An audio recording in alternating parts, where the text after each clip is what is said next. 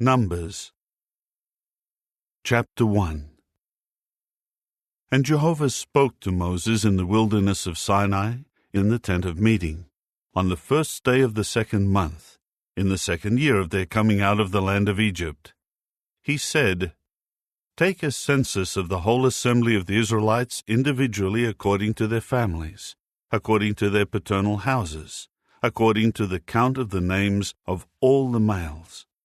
You and Aaron are to register by their companies all those from 20 years old and up who can serve in the army in Israel. Take with you 1 man from each tribe. Each one is to be a head of his paternal house. These are the names of the men who will stand with you. Of Reuben, Elizur, the son of Shedeur. Of Simeon, Shelumiel, the son of Zurishaddai. Of Judah, Nahshon, the son of Amminadab. Of Issachar, Nathanael, the son of Zuar. Of Zebulun, Eliab, the son of Helon. Of the sons of Joseph, from Ephraim, Elishama, the son of Ammihud. From Manasseh, Gamaliel, the son of Pedazah. Of Benjamin, Abidan, the son of Gideoni. Of Dan, Ahiezer, the son of Ammishaddai. Of Asher, Pagiel, the son of Ochran. Of Gad, Eliasaph, the son of Duel. Of Naphtali, Ahira, the son of Enan. These are the ones summoned from the assembly. They are the chieftains of the tribes of their fathers, the heads of the thousands of Israel. So Moses and Aaron took these men who had been designated by name. They gathered all the assembly on the first day of the 2nd month, so that they might be registered individually by name, by family, and by their paternal houses, from 20 years old and up, just as Jehovah had commanded Moses. So he registered them in the wilderness of Sinai. The sons of Reuben, the descendants of Israel's firstborn, were listed by name, by family, and by their paternal houses. All the males from 20 years old and up who could serve in the army were counted individually, and the number registered of the tribe of Reuben was 46,500. The descendants of Simeon were listed by name, by family, and by their paternal houses. All the males from 20 years old and up who could serve in the army were counted individually, and the number registered of the tribe of Simeon was 59,300. The descendants of Gad were listed by name, by family, and by their paternal houses. All the males from 20 years old and up who could serve in the army were counted, and the number registered of the tribe of Gad was 45,650. The descendants of Judah were listed by name, by family, and by their paternal houses. All the males from 20 years old and up who could serve in the army were counted, and the number registered of the tribe of Judah was 74,600. The descendants of Issachar were listed by name, by family, and by their paternal houses. All the males from 20 years old and up who could serve in the army were counted, and the number registered of the tribe of Issachar was 54,400. The descendants of Zebulun were listed by name, by family, and by their paternal houses. All the males from 20 years old and up who could serve in the army were counted, and the number registered of the tribe of Zebulun was 57,400. The descendants of Joseph through Ephraim were listed by name, by family, and by their paternal houses.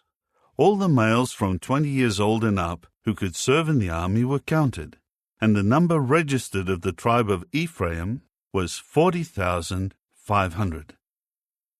The descendants of Manasseh were listed by name, by family, and by their paternal houses. All the males from 20 years old and up who could serve in the army were counted, and the number registered of the tribe of Manasseh was 32,200.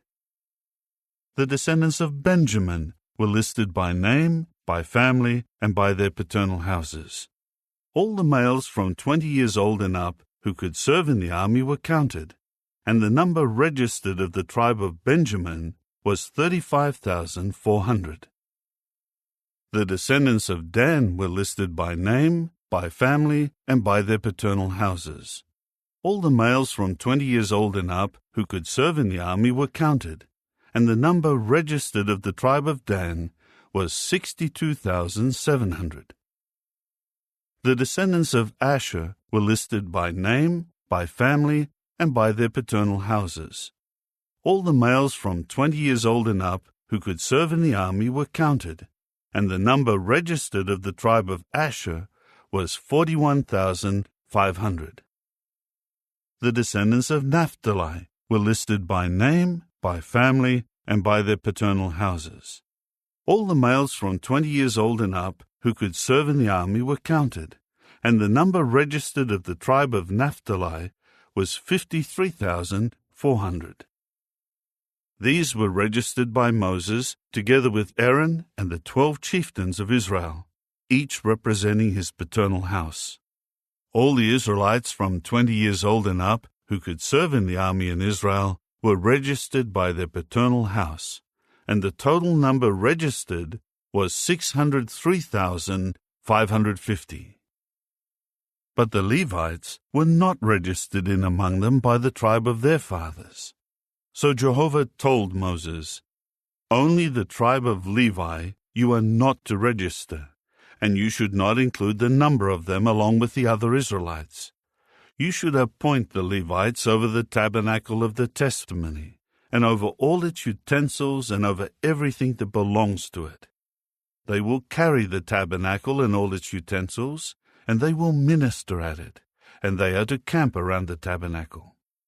Whenever the tabernacle is to be moved, the Levites should take it down, and when the tabernacle is to be reassembled, the Levites should set it up, and any unauthorized person who comes near should be put to death.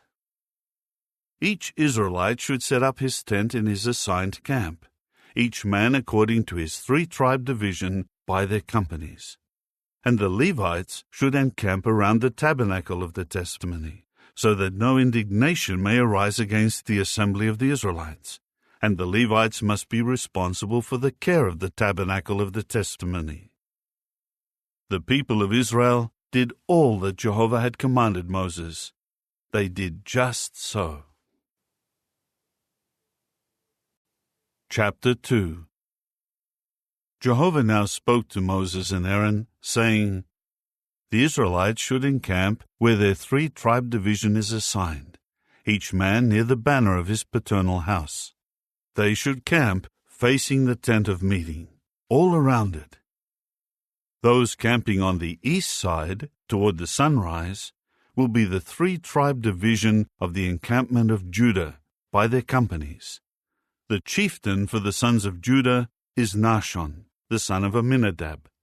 Those registered in his army are 74,600.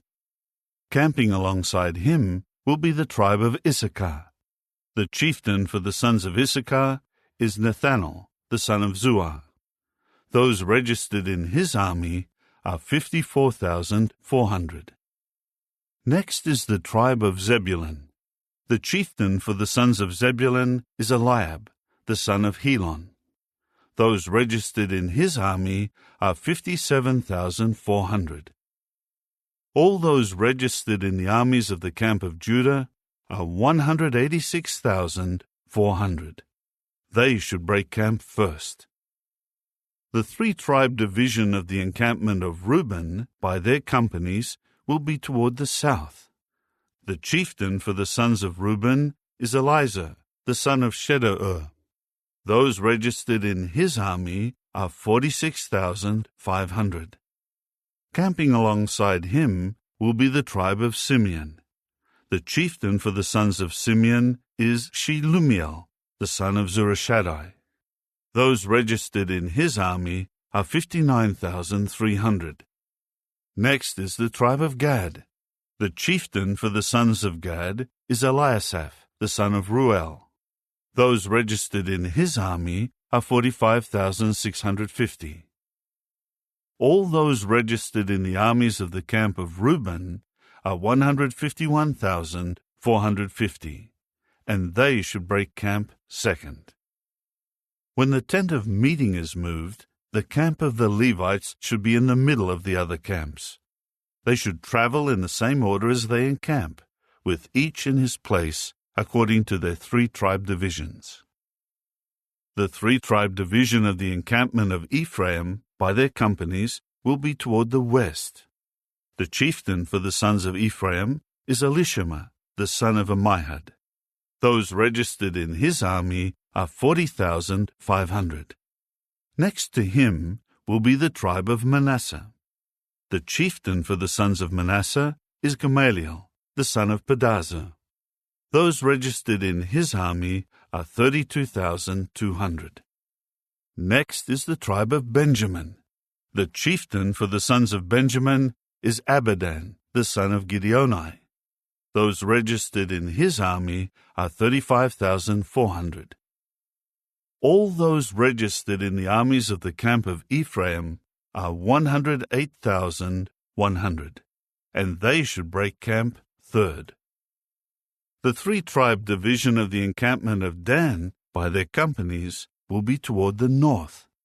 The chieftain for the sons of Dan is Ahiezer, the son of Ammishaddai. Those registered in his army are 62,700. Camping alongside him will be the tribe of Asher. The chieftain for the sons of Asher is Pagiel, the son of Ochran. Those registered in his army are 41,500. Next is the tribe of Naphtali. The chieftain for the sons of Naphtali is Ahira, the son of Enan. Those registered in his army are 53,400. All those registered in the camp of Dan are 157,600. They should break camp last, according to their 3-tribe divisions. These were the Israelites who were registered according to their paternal houses. The total of those in the camps registered for the army was 603,550. But the Levites did not get registered along with the other Israelites, just as Jehovah had commanded Moses. The Israelites did everything that Jehovah had commanded Moses. This is how they encamped by their 3-tribe divisions, and how they broke camp, each by family and according to their paternal houses. Chapter 3. Now these were the family lines of Aaron and Moses in the day that Jehovah spoke with Moses on Mount Sinai. These were the names of Aaron's sons: the firstborn Nadab, and Abihu, Eleazar, and Ithamar. These were the names of Aaron's sons, the anointed priests, who had been installed to serve as priests. However, Nadab and Abihu died before Jehovah when they offered unauthorized fire before Jehovah in the wilderness of Sinai, and they did not have any sons. But Eleazar and Ithamar continued to serve as priests, along with Aaron their father. Jehovah then said to Moses, "Bring the tribe of Levi forward, and stand them before Aaron the priest, and they will minister to him. They are to fulfill their responsibilities toward him, and toward all the assembly before the tent of meeting, by carrying out their service in connection with the tabernacle. They are to take care of all the equipment of the tent of meeting, and to carry out their responsibilities toward the Israelites by taking care of the services related to the tabernacle. You are to give the Levites to Aaron and his sons. They are given ones, given to him from the Israelites.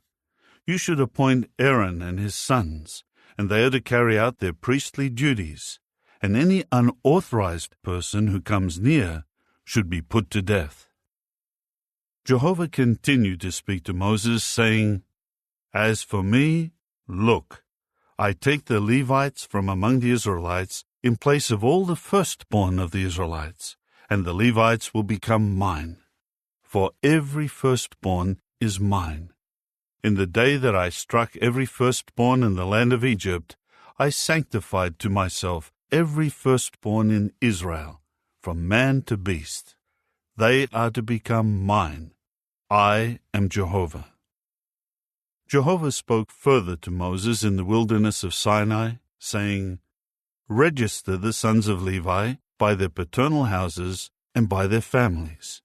You should register every male from a month old and up. So Moses registered them at the order of Jehovah, just as he had been commanded. These were the names of the sons of Levi: Gershon, Kohath, and Merari. Now these were the names of the sons of Gershon by their families: Libni and Shimei. The sons of Kohath by their families were Amram, Izhar, Hebron, and Uzziel. The sons of Merari by their families were Mahli and Mushai. These were the families of the Levites by their paternal houses. From Gershon came the family of the Libnites and the family of the Shimeites. These were the families of the Gershonites. The number of all their males a month old and up who were registered was 7,500. The families of the Gershonites were encamped behind the tabernacle, toward the west. The chieftain of the paternal house of the Gershonites was Eliasaph, the son of Lael. The responsibility of the sons of Gershon in the tent of meeting was to care for the tabernacle and the tent, its covering, the screen of the entrance of the tent of meeting, the hanging curtains of the courtyard, the screen of the entrance of the courtyard that surrounds the tabernacle and the altar, its tent cords, and all the service connected with these. From Kohath came the family of the Amramites, the family of the Izharites, the family of the Hebronites, and the family of the Uzzielites.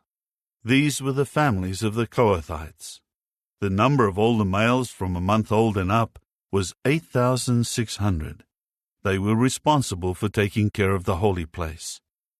The families of the sons of Kohath camped on the south side of the tabernacle.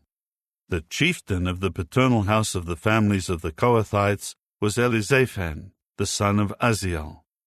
Their responsibility was to care for the ark, the table, the lampstand, the altars, the utensils used to minister in the holy place, the screen, and all the service connected with these. The head chieftain of the Levites was Eleazar, the son of Aaron the priest, who had the oversight of those taking care of the responsibilities of the holy place. From Merari came the family of the Mahlites and the family of the Mushites. These were the families of Merari. The number of all the males from a month old and up who were registered was 6,200. The chieftain of the paternal house of the families of Merari was Zuriel, the son of Abihail. They were encamped on the north side of the tabernacle. The sons of Merari were responsible for overseeing the panel frames of the tabernacle, its bars, its pillars, its socket pedestals, all its utensils, and all the service connected with these, as well as the pillars that were all around the courtyard, and their socket pedestals, their tent pins, and their tent cords. Those camping in front of the tabernacle toward the east, before the tent of meeting toward the sunrise, were Moses and Aaron and his sons. They were responsible for taking care of the sanctuary as their obligation in behalf of the Israelites. Any unauthorized person coming near would be put to death. All the Levite males from a month old and up, whom Moses and Aaron registered by their families at the order of Jehovah, were 22,000. Then Jehovah said to Moses, Register all the firstborn males of the Israelites from a month old and up, count them, and make a list of their names. You must take the Levites for me, I am Jehovah, in place of all the firstborn of the Israelites, and take the domestic animals of the Levites in place of all the firstborn of the domestic animals of the Israelites. Moses then registered all the firstborn among the Israelites, just as Jehovah had commanded him. The number of all the firstborn males who were registered by name from a month old and up was 22,273. Jehovah continued to speak to Moses, saying, take the Levites in place of all the firstborn among the Israelites, and take the domestic animals of the Levites in place of their domestic animals, and the Levites must become mine. I am Jehovah. As the ransom price of the 273 of the firstborn of the Israelites who are in excess of the Levites, you are to take 5 shekels for each individual, according to the standard shekel of the holy place. A shekel is 20 gerahs. You are to give the money to Aaron and his sons, as the ransom price of those who are in excess of them. So Moses took the money of the redemption price from those who were in excess of the ransom price of the Levites. He took the money from the firstborn of the Israelites, 1,365 shekels, according to the standard shekel of the holy place. Then Moses gave the money of the ransom price to Aaron and his sons, according to the word of Jehovah, just as Jehovah had commanded Moses. Chapter 4. Jehovah now spoke to Moses and Aaron, saying, A census should be taken of the sons of Kohath from among the sons of Levi, by their families and by their paternal houses, all those from 30 to 50 years old who are in the group assigned to work in the tent of meeting. This is the service of the sons of Kohath in the tent of meeting. It is something most holy.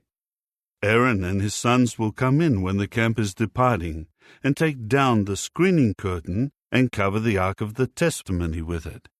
They will put a sealskin covering over it, and spread out a solid blue cloth over it, and put its carrying poles in place. They will also spread out a blue cloth over the table of showbread, and they will put on it the dishes, the cups, the bowls, and the pitchers of the drink offering. The regular offering of bread should remain on it. They will spread out a scarlet cloth over them, and cover it with a sealskin covering, and put its carrying poles in place. Then they will take a blue cloth, and cover the lampstand for the light, along with its lamps, its snuffers, its fire holders, and all its containers for oil that are used to maintain it. They will wrap it and all its utensils in a sealskin covering, and put it on a carrying bar.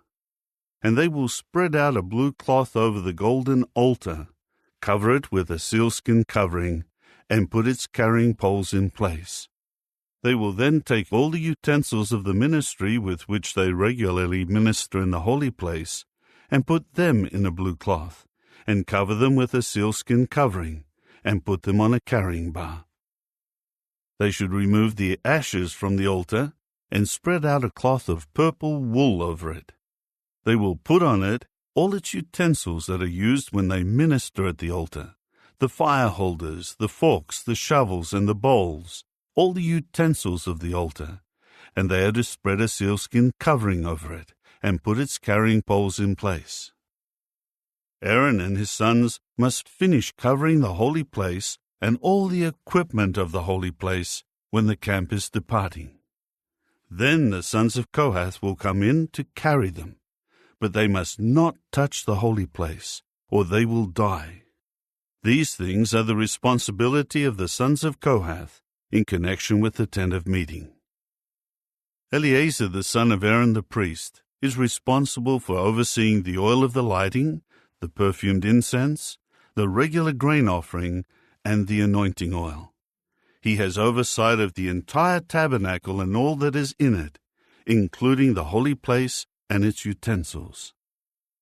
Jehovah spoke further to Moses and Aaron, saying, Do not let the tribe of the families of the Kohathites be cut off from among the Levites, but do this for them, that they may remain alive and not die because of approaching the most holy things. Aaron and his sons will go in and assign each of them to his service and what he is to carry. They must not come in and see the holy things, even for an instant, or they will die. Then Jehovah spoke to Moses, saying, A census should be taken of the sons of Gershon, by their paternal houses and their families. You are to register all those from 30 to 50 years old, who are in the group assigned to serve in the tent of meeting. This is what the families of the Gershonites are assigned to care for and to carry.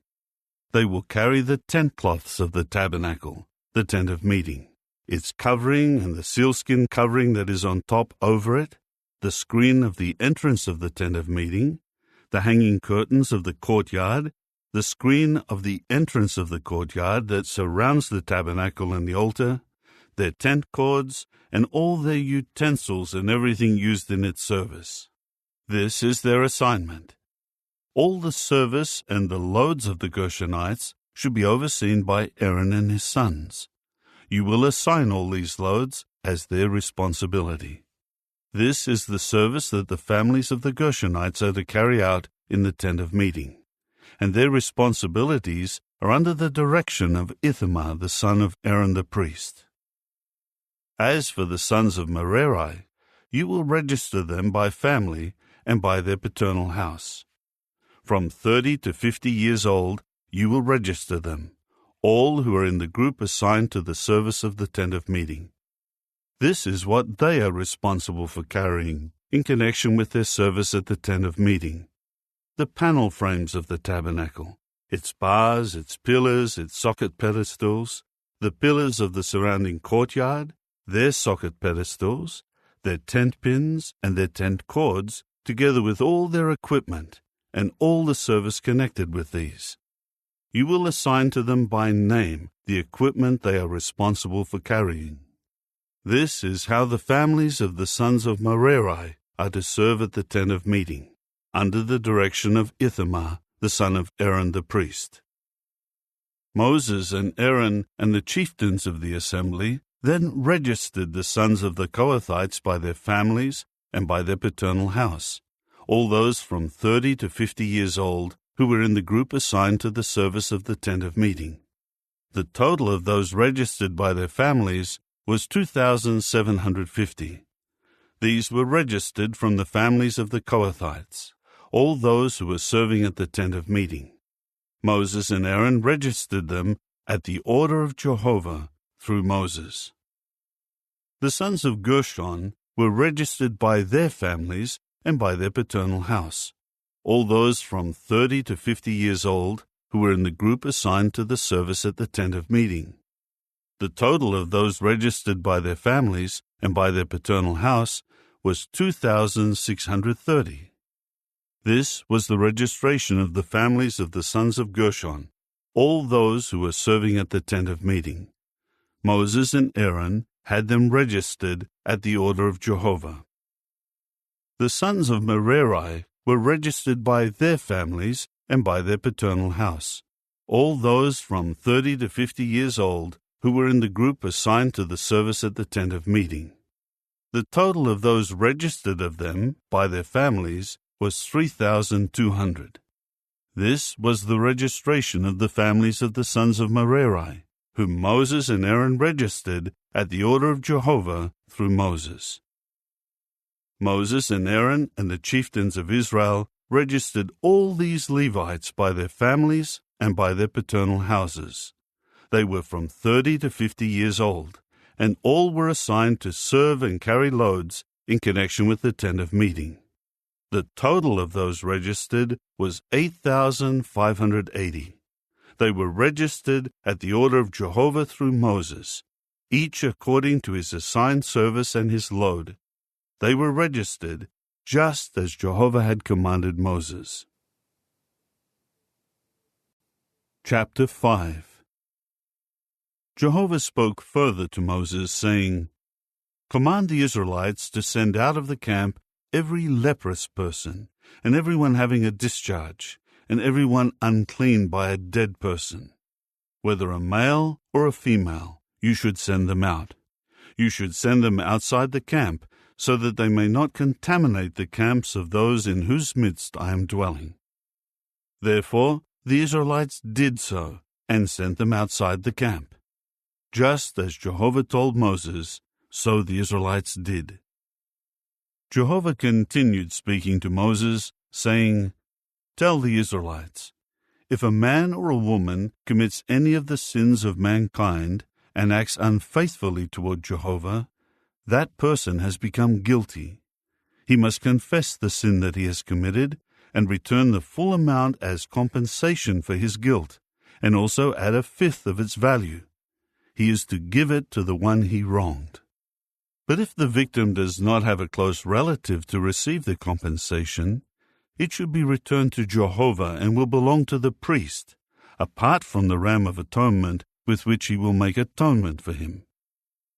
Every holy contribution from the Israelites that is presented to the priest should become his. The holy things of each person will remain his own. Whatever each one gives to the priest, that will belong to the priest. Jehovah went on to speak to Moses, saying, "Speak to the Israelites and tell them, this is what should be done if a man's wife goes astray and is unfaithful to him, and another man has sexual relations with her, but it was unknown to her husband and remains undiscovered, so that she has defiled herself, but there is no witness against her, and she has not been caught. Whether the husband becomes jealous and suspicious of his wife's faithfulness when she has defiled herself, or whether he is jealous and suspicious of his wife's faithfulness when she has not defiled herself, the man must bring his wife to the priest, along with an offering for her, 1/10 of an ephah of barley flour. He must not pour oil on it, nor put frankincense on it, because it is a grain offering of jealousy, a grain offering bringing guilt to mind. The priest will bring her forward and make her stand before Jehovah. The priest will take holy water in an earthenware vessel, and the priest will take some of the dust from the floor of the tabernacle and put it in the water. And the priest will make the woman stand before Jehovah, and unbind the woman's hair, and put in her palms the grain offering for a reminder, that is, the grain offering of jealousy, and the priest will have in his hand the bitter water that brings a curse. The priest will then make her swear, saying to the woman, "If no other man had sexual relations with you while you were under your husband's authority, and you have not gone astray and become defiled, may you be free of the effect of this bitter water that brings a curse. But if you have gone astray while under your husband's authority by defiling yourself, and you have had sexual relations with another man besides your husband, the priest will then make the woman swear an oath that includes a curse, and the priest will say to the woman, 'May Jehovah make you an object for cursing and for an oath among your people, as Jehovah makes your thigh fall away and causes your abdomen to swell. This water that brings a curse will enter into your intestines to cause your abdomen to swell and make your thigh fall away.' To this the woman should say, 'Amen, Amen.' Then the priest should write these curses in the book and wash them off into the bitter water. He will then make the woman drink the bitter water that brings a curse, and the water that brings a curse will enter into her and produce bitterness. And the priest should take the grain offering of jealousy from the woman's hand and wave the grain offering back and forth before Jehovah, and he will bring it near the altar. The priest will take a handful of the grain offering as a token offering and make it smoke on the altar, and afterward he will make the woman drink the water. When he makes her drink the water, if she has defiled herself and committed an act of unfaithfulness toward her husband, the water that brings a curse will then enter into her and become something bitter, and her abdomen will swell, and her thigh will fall away, and the woman will become an object of cursing among her people. However, if the woman has not defiled herself and is clean, she will then be free from such punishment, and she will be able to conceive and produce offspring. This is the law about jealousy, when a woman may go astray and defile herself while under her husband's authority, or in the case of a man who becomes jealous and suspects his wife of unfaithfulness. He should make his wife stand before Jehovah, and the priest must carry out toward her all this law. The man will be free from guilt, but his wife will answer for her guilt. Chapter 6. Jehovah spoke further to Moses and said, "Speak to the Israelites and tell them, if a man or a woman takes a special vow to live as a Nazirite to Jehovah, he should keep away from wine and other alcoholic beverages. He should not drink the vinegar of wine or the vinegar of anything alcoholic. He should not drink any liquid made from grapes, nor eat grapes, whether fresh or dried. All the days of his Naziriteship he should not eat anything made from the grapevine, from the unripe grapes to the skins. All the days of the vow of his Naziriteship no razor should pass over his head. He is to remain holy by letting the hair of his head grow until the days of his being set apart to Jehovah are completed. He should not approach a dead person during all the days he remains separated to Jehovah. Even if his father or his mother or his brother or his sister should die, he may not defile himself, because the sign of his Naziriteship to his God is upon his head. He is holy to Jehovah all the days of his Naziriteship. But if someone should suddenly die alongside him, and he defiles the hair symbolizing his separation to God, he must shave his head on the day he establishes his purification. He should shave it on the 7th day. And on the 8th day he should bring 2 turtle doves or 2 young pigeons to the priest at the entrance of the tent of meeting. The priest will prepare one as a sin offering and the other as a burnt offering, and make atonement for him for his sin in connection with the dead person. Then he must sanctify his head on that day. And he must separate himself again to Jehovah for the days of his Naziriteship, and he will bring a young ram in its first year as a guilt offering. However, the former days will go uncounted, because he defiled his Naziriteship. Now this is the law about the Nazirite. When he completes the days of his Naziriteship, he will be brought to the entrance of the tent of meeting. There he must present his offering to Jehovah. 1 sound young ram in its first year as a burnt offering, 1 sound female lamb in its first year as a sin offering, 1 sound ram as a communion sacrifice, a basket of unleavened ring-shaped loaves of fine flour mixed with oil, unleavened wafers smeared with oil, and their grain offering and their drink offerings. The priest will present them before Jehovah, and will offer up his sin offering and his burnt offering. He will offer the ram as a communion sacrifice to Jehovah, along with the basket of unleavened loaves, and the priest will present its grain offering and its drink offering. The Nazirite must then shave the uncut hair of his head at the entrance of the tent of meeting, and he will take the hair of his head grown during his Naziriteship and put it on the fire that is under the communion sacrifice. And the priest must take a boiled shoulder from the ram, 1 unleavened ring-shaped loaf from the basket, and 1 unleavened wafer, and put them on the palms of the Nazirite, after he has had the sign of his Naziriteship shaved off. And the priest must wave them back and forth as a wave offering before Jehovah. It is something holy for the priest, along with the breast of the wave offering and the leg of the contribution. Afterward, the Nazirite may drink wine. This is the law about the Nazirite who makes a vow. If he vows and can afford to make an offering to Jehovah that is beyond the requirements of his Naziriteship, he must then carry out his vow, out of regard for the law of his Naziriteship. Then Jehovah said to Moses, "Tell Aaron and his sons, this is the way you should bless the people of Israel. Say to them, May Jehovah bless you and safeguard you. May Jehovah make his face shine upon you, and may he favor you. May Jehovah lift up his face toward you and grant you peace. And they must place my name upon the people of Israel, that I may bless them." Chapter 7.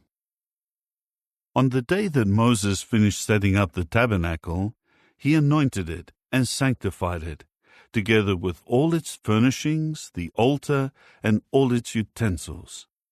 When he had anointed and sanctified these things, the chieftains of Israel, the heads of their paternal houses, made an offering. These chieftains of the tribes, who presided over the registration, brought before Jehovah their offering of 6 covered wagons and 12 oxen, a wagon for 2 chieftains, and a bull for each one, and they presented them before the tabernacle. Jehovah said to Moses, "Accept these things from them, as they will be used for the service of the tent of meeting, and you should give them to the Levites, to each one, as needed for his duties." So Moses accepted the wagons and the cattle and gave them to the Levites. He gave 2 wagons and 4 oxen to the sons of Gershon, according to what was needed for their duties. And he gave 4 wagons and 8 oxen to the sons of Merari, according to what was needed for their duties, under the direction of Ithamar, the son of Aaron the priest. But he did not give any to the sons of Kohath, because their duties involved the service of the holy place, and they carried the holy things on their shoulders. Now the chieftains made their presentation at the inauguration of the altar, on the day it was anointed. When the chieftains presented their offering before the altar, Jehovah said to Moses, "1 chieftain each day, on successive days, will present his offering for the inauguration of the altar." The one who presented his offering on the first day was Nahshon, the son of Amminadab, of the tribe of Judah. His offering was 1 silver dish weighing 130 shekels, and 1 silver bowl weighing 70 shekels, by the standard shekel of the holy place, both of them full of fine flour mixed with oil for a grain offering, 1 gold cup weighing 10 shekels, full of incense, 1 young bull, 1 ram, and 1 male lamb in its first year for a burnt offering, 1 young goat for a sin offering, and for a communion sacrifice, 2 cattle, 5 rams, 5 male goats, and 5 male lambs, each a year old. This was the offering of Nahshon, the son of Amminadab. On the second day, Nethanel, the son of Zuar, the chieftain of Issachar, made a presentation. He presented as his offering 1 silver dish weighing 130 shekels, and 1 silver bowl weighing 70 shekels by the standard shekel of the holy place, both of them full of fine flour mixed with oil for a grain offering, 1 gold cup weighing 10 shekels, full of incense, 1 young bull, 1 ram, and 1 male lamb in its first year for a burnt offering, 1 young goat for a sin offering, and for a communion sacrifice, 2 cattle, 5 rams, 5 male goats, and 5 male lambs, each a year old. This was the offering of Nethanel, the son of Zuar. On the third day, the chieftain for the sons of Zebulun, Eliab, the son of Helon, made his offering of 1 silver dish weighing 130 shekels, and 1 silver bowl weighing 70 shekels by the standard shekel of the holy place, both of them full of fine flour mixed with oil for a grain offering, 1 gold cup weighing 10 shekels, full of incense, 1 young bull, 1 ram, and 1 male lamb in its first year for a burnt offering, 1 young goat for a sin offering, and for a communion sacrifice, 2 cattle, 5 rams, 5 male goats, and 5 male lambs, each a year old. This was the offering of Eliab, the son of Helon. On the fourth day, the chieftain for the sons of Reuben, Elizur, the son of Shedeur, made his offering of 1 silver dish weighing 130 shekels, and 1 silver bowl weighing 70 shekels, by the standard shekel of the holy place, both of them full of fine flour mixed with oil for a grain offering, 1 gold cup weighing 10 shekels, full of incense, 1 young bull, 1 ram, and 1 male lamb in its first year for a burnt offering, 1 young goat for a sin offering, and for a communion sacrifice, 2 cattle, 5 rams, 5 male goats, and 5 male lambs, each a year old.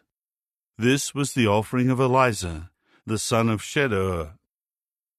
On the 5th day, the chieftain for the sons of Simeon, Shelumiel, the son of Zurishaddai, made his offering of 1 silver dish weighing 130 shekels, and 1 silver bowl weighing 70 shekels, by the standard shekel of the holy place, both of them full of fine flour mixed with oil for a grain offering, 1 gold cup weighing 10 shekels, full of incense, 1 young bull, 1 ram, and 1 male lamb in its first year for a burnt offering, 1 young goat for a sin offering, and for a communion sacrifice, 2 cattle, 5 rams, 5 male goats, and 5 male lambs, each a year old. This was the offering of Shelumiel, the son of Zurishaddai. On the 6th day, the chieftain for the sons of Gad, Eliasaph, the son of Deuel, made his offering of 1 silver dish weighing 130 shekels, and 1 silver bowl weighing 70 shekels, by the standard shekel of the holy place, both of them full of fine flour mixed with oil for a grain offering, 1 gold cup weighing 10 shekels, full of incense, 1 young bull, 1 ram, and 1 male lamb in its first year for a burnt offering, 1 young goat for a sin offering, and for a communion sacrifice, 2 cattle, 5 rams, 5 male goats, and 5 male lambs, each a year old. This was the offering of Eliasaph, the son of Deuel. On the 7th day, the chieftain for the sons of Ephraim, Elishama, the son of Ammihud, made his offering of 1 silver dish weighing 130 shekels, and 1 silver bowl weighing 70 shekels, by the standard shekel of the holy place, both of them full of fine flour mixed with oil for a grain offering, 1 gold cup weighing 10 shekels, full of incense, 1 young bull, 1 ram, and 1 male lamb in its first year for a burnt offering, 1 young goat for a sin offering, and for a communion sacrifice, 2 cattle, 5 rams, 5 male goats, and 5 male lambs, each a year old. This was the offering of Elishama, the son of Ammihud. On the 8th day, the chieftain for the sons of Manasseh, Gamaliel, the son of Pedazur, made his offering of 1 silver dish weighing 130 shekels, and 1 silver bowl weighing 70 shekels, by the standard shekel of the holy place, both of them full of fine flour mixed with oil for a grain offering, 1 gold cup weighing 10 shekels, full of incense, 1 young bull, 1 ram, and 1 male lamb in its first year for a burnt offering, 1 young goat for a sin offering, and for a communion sacrifice, 2 cattle, 5 rams, 5 male goats, and 5 male lambs, each a year old. This was the offering of Gamaliel, the son of Pedazur. On the 9th day, the chieftain for the sons of Benjamin, Abidan, the son of Gideoni, made his offering of 1 silver dish weighing 130 shekels, and 1 silver bowl weighing 70 shekels, by the standard shekel of the holy place, both of them full of fine flour mixed with oil for a grain offering, 1 gold cup weighing 10 shekels, full of incense, 1 young bull, 1 ram, and 1 male lamb in its first year for a burnt offering, 1 young goat for a sin offering, and for a communion sacrifice, 2 cattle, 5 rams, 5 male goats, and 5 male lambs, each a year old. This was the offering of Abidan, the son of Gideoni. On the 10th day, the chieftain for the sons of Dan, Ahiezer, the son of Ammishaddai, made his offering of 1 silver dish weighing 130 shekels, and 1 silver bowl weighing 70 shekels, by the standard shekel of the holy place, both of them full of fine flour mixed with oil for a grain offering, 1 gold cup weighing 10 shekels, full of incense, 1 young bull, 1 ram, and 1 male lamb in its first year for a burnt offering, 1 young goat for a sin offering, and for a communion sacrifice, 2 cattle, 5 rams, 5 male goats, and 5 male lambs, each a year old. This was the offering of Ahiezer, the son of Ammishaddai. On the 11th day, the chieftain for the sons of Asher, Pagiel the son of Ochran, made his offering of 1 silver dish weighing 130 shekels, and 1 silver bowl weighing 70 shekels, by the standard shekel of the holy place, both of them full of fine flour mixed with oil for a grain offering, 1 gold cup weighing 10 shekels, full of incense, 1 young bull, 1 ram, and 1 male lamb in its first year for a burnt offering, 1 young goat for a sin offering, and for a communion sacrifice 2 cattle, 5 rams, 5 male goats, and 5 male lambs, each a year old. This was the offering of Pagiel, the son of Ochran. On the 12th day, the chieftain for the sons of Naphtali, Ahira, the son of Enan, made his offering of 1 silver dish weighing 130 shekels, and 1 silver bowl weighing 70 shekels, by the standard shekel of the holy place, both of them full of fine flour mixed with oil for a grain offering, 1 gold cup weighing 10 shekels, full of incense, 1 young bull, 1 ram, and 1 male lamb in its first year for a burnt offering, 1 young goat for a sin offering, and for a communion sacrifice 2 cattle, 5 rams, 5 male goats, and 5 male lambs, each a year old. This was the offering of Ahira, the son of Enan. This was the inauguration offering of the altar from the chieftains of Israel when it was anointed: 12 silver dishes, 12 silver bowls, 12 gold cups, each silver dish weighing 130 shekels, and each bowl weighing 70 shekels. All the silver of the vessels amounting to 2,400 shekels by the standard shekel of the holy place. The 12 gold cups full of incense each weighed 10 shekels by the standard shekel of the holy place. All the gold of the cups amounting to 120 shekels. All the cattle for the burnt offering were 12 bulls, 12 rams, 12 male lambs each a year old and their grain offerings, and 12 young goats for a sin offering.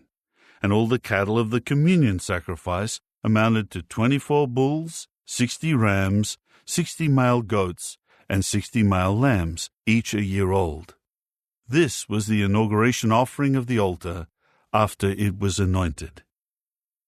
Whenever Moses went into the tent of meeting to speak with God, he would hear the voice conversing with him from above the cover of the ark of the testimony, from between the 2 cherubs, and God would speak to him. Chapter 8. Jehovah spoke to Moses, saying, "Speak to Aaron and tell him, when you light up the lamps, the 7 lamps should shine on the area in front of the lampstand." So Aaron did this. He lit up its lamps for the area in front of the lampstand, just as Jehovah had commanded Moses. This is how the lampstand was made. It was hammered work of gold. From its stem to its blossoms, it was hammered work. The lampstand was made according to the vision that Jehovah had shown Moses. Jehovah spoke again to Moses, saying, "Take the Levites from among the Israelites and cleanse them. This is how you should cleanse them.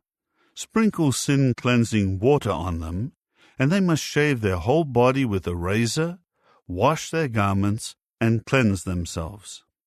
Then they will take a young bull and its grain offering of fine flour mixed with oil, and you will take another young bull for a sin offering. And you are to present the Levites before the tent of meeting, and gather all the assembly of the Israelites. When you present the Levites before Jehovah, the Israelites are to lay their hands on the Levites. And Aaron must offer the Levites before Jehovah as a wave offering from the Israelites, and they will carry out the service of Jehovah. Then the Levites will lay their hands on the heads of the bulls. After that, offer the one as a sin offering, and the other as a burnt offering to Jehovah, to make atonement for the Levites. And you will have the Levites stand before Aaron and his sons, and offer them as a wave offering to Jehovah. You must separate the Levites from among the Israelites, and the Levites will become mine. Afterward, the Levites will come in to serve at the tent of meeting. This is how you should cleanse them and offer them as a wave offering. For they are given ones, given to me from among the Israelites. In place of all those who are firstborn of the Israelites, I will take them for myself. For every firstborn among the Israelites is mine, both man and animal. I sanctified them to myself on the day I struck down every firstborn in the land of Egypt. I will take the Levites in place of all the firstborn among the Israelites. I will give the Levites as given ones to Aaron and his sons from among the Israelites to carry out the service in behalf of the Israelites at the tent of meeting, and to make atonement for the Israelites, so that no plague may occur among the Israelites, because the people of Israel come near the holy place. Moses and Aaron and all the assembly of the Israelites did this with the Levites. In accord with all that Jehovah had commanded Moses regarding the Levites, that is what the Israelites did with them. So the Levites purified themselves and washed their garments, after which Aaron offered them as a wave offering before Jehovah. Then Aaron made atonement for them to cleanse them. Thereafter the Levites went in to carry out their service at the tent of meeting before Aaron and his sons, just as Jehovah had commanded Moses respecting the Levites, so they did with them. Jehovah now spoke to Moses, saying, This applies to the Levites. From 25 years old and up, a man will join the company of those in the service of the tent of meeting. But after the age of 50 years, he will retire from the service company and not serve any longer.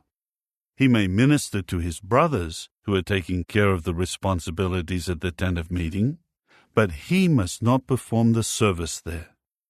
This is what you are to do regarding the Levites and their responsibilities. Chapter 9. Jehovah spoke to Moses in the wilderness of Sinai in the first month of the second year after they had come out of the land of Egypt, saying, The Israelites should prepare the Passover sacrifice at its appointed time. On the 14th day of this month at twilight you should prepare it at its appointed time. According to all its statutes and all its set procedures, you should prepare it.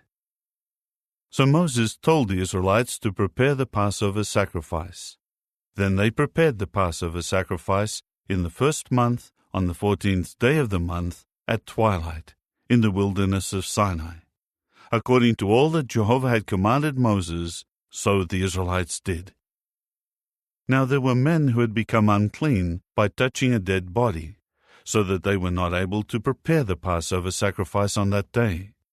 So those men presented themselves before Moses and Aaron on that day and said to him, We are unclean because of touching a dead body. Why should we be kept from presenting the offering to Jehovah at its appointed time among the Israelites? At this Moses said to them, Wait there and let me hear what Jehovah may command regarding you. Then Jehovah said to Moses, Tell the Israelites, although any man among you, or of your future generations, should become unclean by touching a dead body, or should be off on a distant journey, he must still prepare the Passover sacrifice to Jehovah. They should prepare it in the second month, on the 14th day at twilight. They should eat it together with unleavened bread and bitter greens. They must not let any of it remain until morning, and they should not break any bone in it. They should prepare it according to every statute regarding the Passover. But if a man was clean or was not off on a journey and neglected to prepare the Passover sacrifice, that person must then be cut off from his people, because he did not present the offering of Jehovah at its appointed time. That man will answer for his sin. And if a foreign resident is residing with you, he should also prepare the Passover sacrifice to Jehovah. He should do so according to the statute of the Passover and its set procedure. There should exist one statute for you, both for the foreign resident and for the native of the land. Now on the day the tabernacle was set up, the cloud covered the tabernacle, the tent of the testimony. But in the evening, what appeared to be fire remained over the tabernacle until morning. That is what continued to take place. The cloud would cover it by day, and the appearance of fire by night. Whenever the cloud lifted from the tent, the Israelites would promptly depart, and in the place where the cloud would remain, there is where the Israelites would encamp. At the order of Jehovah, the Israelites would depart, and at the order of Jehovah, they would encamp.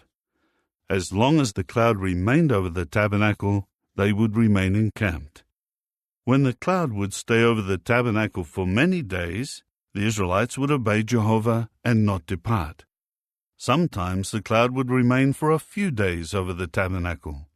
At the order of Jehovah, they would remain encamped, and at the order of Jehovah, they would depart. Sometimes the cloud would remain only from evening until morning, and when the cloud lifted in the morning, they would depart. Whether it was day or night when the cloud lifted, they would depart. Whether it was 2 days, a month, or longer, as long as the cloud stayed over the tabernacle, the Israelites remained encamped and would not depart. But when it lifted, they would depart. At the order of Jehovah they would encamp, and at the order of Jehovah they would depart. They kept their obligation to Jehovah at the order of Jehovah through Moses. Chapter 10. Jehovah then said to Moses, "Make 2 trumpets for yourself. Make them of hammered silver, and use them to summon the assembly, and to break up the camps. When both of them are blown, the whole assembly must be summoned to you at the entrance of the tent of meeting. If just one is blown, only the chieftains, the heads of the thousands of Israel, will be summoned to you. When you sound a fluctuating trumpet blast, the camps of those to the east should depart. When you sound a fluctuating trumpet blast the second time, the camps of those to the south should depart. They should sound the trumpet blasts in this way each time one of them departs. Now when calling the congregation together, you should blow the trumpets, but not with fluctuating blasts. Aaron's sons, the priests, should blow the trumpets, and the use of them will serve as a lasting statute for you throughout your generations. If you should go to war in your land against an oppressor who is harassing you, you should sound a war call on the trumpets, and you will be remembered by Jehovah your God and be saved from your enemies. Also, on your joyous occasions, your festivals, and at the beginning of your months, you are to sound the trumpets over your burnt offerings and your communion sacrifices. They will serve as a reminder for you before your God. I am Jehovah your God. Now in the 2nd year, in the 2nd month, on the 20th day of the month, the cloud lifted from over the tabernacle of the testimony. So the Israelites began to pull away from the wilderness of Sinai in the order established for their departure, and the cloud settled in the wilderness of Paran. This was the first time they departed, following the order of Jehovah through Moses. So the 3-tribe division of the camp of the sons of Judah departed first by their companies, and Nahshon the son of Amminadab was over its company. Over the company of the tribe of the sons of Issachar was Nathanael the son of Zuar. Over the company of the tribe of the sons of Zebulun was Eliab the son of Helon. When the tabernacle was taken down, the sons of Gershon and the sons of Merari, who carried the tabernacle, departed. Then the 3-tribe division of the camp of Reuben departed by their companies, and Elizur the son of Shedeur was over its company. Over the company of the tribe of the sons of Simeon was Shelumiel the son of Zurishaddai. Over the company of the tribe of the sons of Gad was Eliasaph the son of Duel. Then the Kohathites, who carried the sanctuary items, departed. The tabernacle was to be set up by the time they arrived. Then the 3-tribe division of the camp of the sons of Ephraim departed by their companies, and Elishama, the son of Ammihud, was over its company. Over the company of the tribe of the sons of Manasseh was Gamaliel, the son of Pedazah. Over the company of the tribe of the sons of Benjamin was Abidan, the son of Gideoni. Then the 3-tribe division of the camp of the sons of Dan departed by their companies, forming the rear guard for all the camps, and Ahiezer, the son of Ammishaddai, was over its company. Over the company of the tribe of the sons of Asher was Pagiel, the son of Ochran. Over the company of the tribe of the sons of Naphtali was Ahira, the son of Enan. This was the order of departure that the Israelites and their companies followed when they would depart. Then Moses said to Hobab, the son of Ruel, the Midianite, the father-in-law of Moses, "We are setting out for the place about which Jehovah said, 'I will give it to you.' Do come with us, and we will treat you well, because Jehovah has promised good things for Israel." But he said to him, "I will not go. I will return to my own country and to my relatives." At this he said, "Please do not leave us, for you know where we should camp in the wilderness, and you can serve as our guide. And if you do come with us, whatever goodness Jehovah shows to us, we will surely show to you." So they began marching from the mountain of Jehovah for a journey of 3 days, and the ark of Jehovah's covenant traveled before them for the 3-day journey, to search out a resting place for them. And Jehovah's cloud was over them by day, when they set out from the encampment. Whenever the ark was moved, Moses would say, "Rise up, O Jehovah, and let your enemies be scattered, and let those who hate you flee from before you." And when it would rest, he would say, "Do return, O Jehovah, to the countless thousands of Israel." Chapter 11. Now the people began to complain bitterly before Jehovah. When Jehovah heard it, his anger flared, and a fire from Jehovah began to blaze against them, and to consume some on the outskirts of the camp. When the people began to cry out to Moses, he made supplication to Jehovah, and the fire died out. So that place was given the name Taberah, because a fire from Jehovah had blazed against them. The mixed crowd who were in their midst then expressed selfish longing, and the Israelites too began to weep again and say, "Who will give us meat to eat?" How fondly we remember the fish that we used to eat without cost in Egypt. Also the cucumbers, the watermelons, the leeks, the onions, and the garlic. But now we are withering away. We see nothing at all except this manna. Incidentally, the manna was like coriander seed, and it looked like bdellium gum. The people would spread out and pick it up and grind it in hand mills, or pound it in a mortar. Then they would boil it in cooking pots, or make it into round loaves, and it tasted like an oiled sweet cake. When the dew descended on the camp by night, the manna would also descend on it. Moses heard the people weeping, family after family, each man at the entrance of his tent. And Jehovah became very angry, and Moses was also very displeased. Then Moses said to Jehovah, "Why have you afflicted your servant? Why have I not found favor in your eyes, so that you put the burden of all this people on me? Did I conceive all this people? Did I give birth to them, so that you should tell me, 'Carry them in your bosom, just as an attendant carries the nursing child, to the land that you swore to give to their forefathers?' From where will I get meat to give to all this people? For they keep weeping before me, saying, 'Give us meat to eat.' I am not able to bear all this people by myself.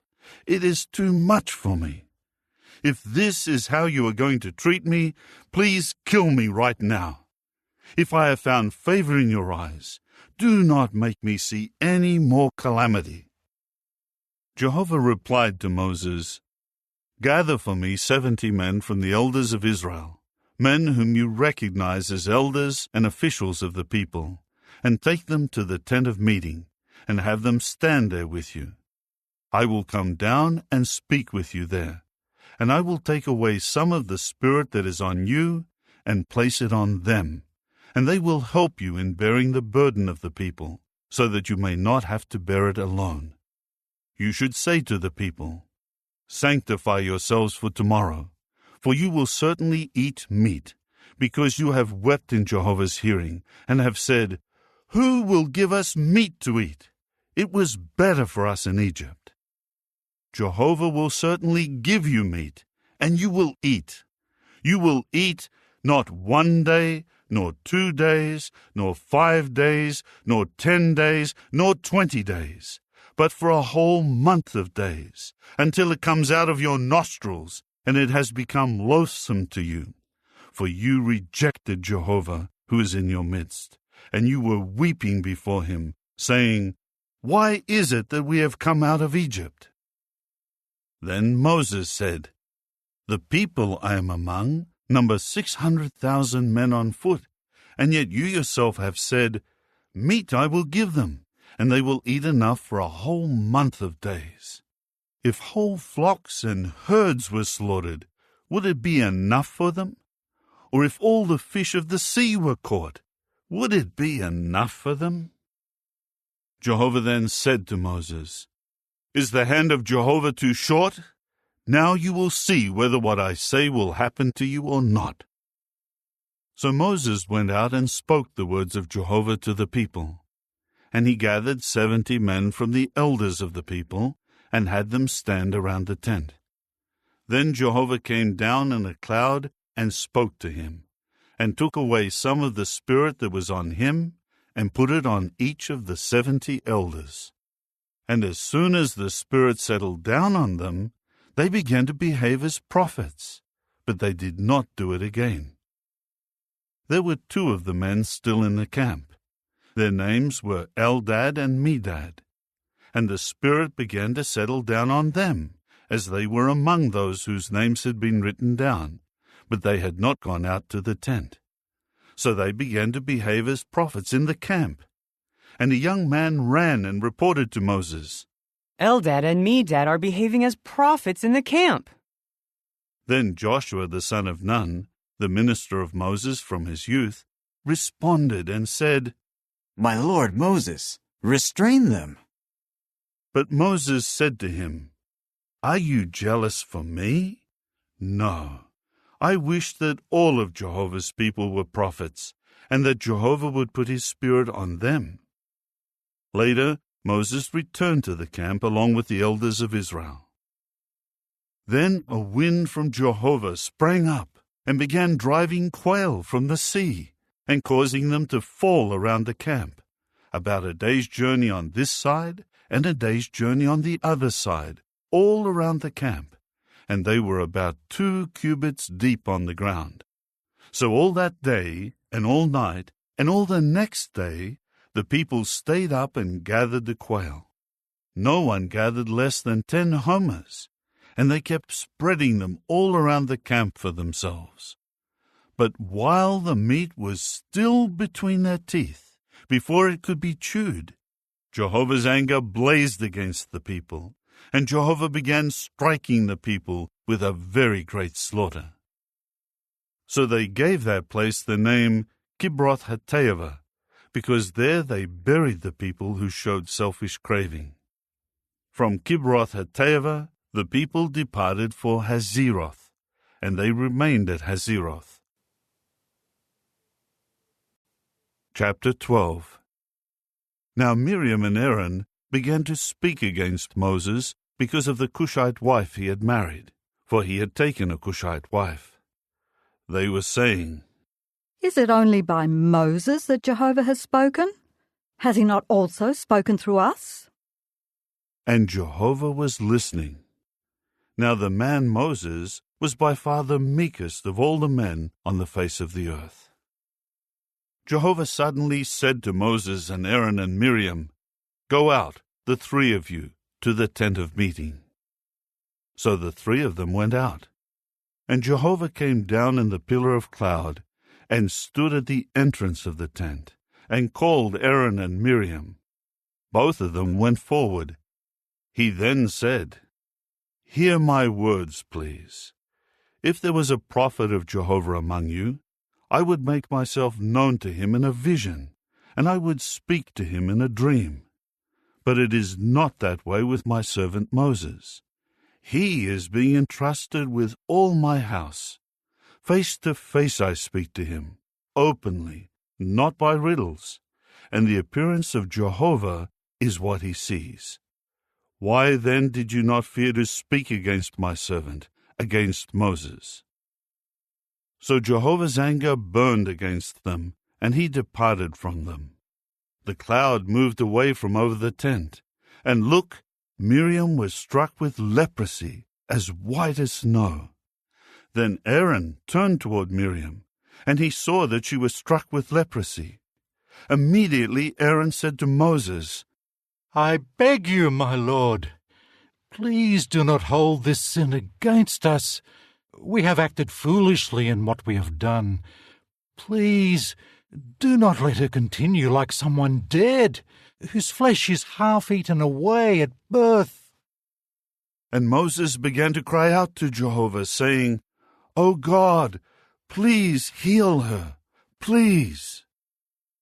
Jehovah replied to Moses, "If her father would spit directly in her face, would she not be humiliated for 7 days? Let her be quarantined for 7 days outside the camp, and afterward she may be brought back in." So Miriam was quarantined outside the camp for 7 days, and the people did not break camp until Miriam was brought back in. Then the people departed from Hazeroth and began camping in the wilderness of Paran. Chapter 13. Jehovah now spoke to Moses, saying, "Send out men to spy out the land of Canaan, which I am giving to the Israelites. You are to send out 1 man from each ancestral tribe, each one a chieftain among them." So Moses sent them out from the wilderness of Paran at the order of Jehovah. All the men were heads of the Israelites. These are their names. Of the tribe of Reuben, Shemua the son of Zaccur. Of the tribe of Simeon, Shaphat the son of Hori. Of the tribe of Judah, Caleb the son of Jephunneh. Of the tribe of Issachar, Igal the son of Joseph. Of the tribe of Ephraim, Hoshea the son of Nun. Of the tribe of Benjamin, Paltai the son of Raphu.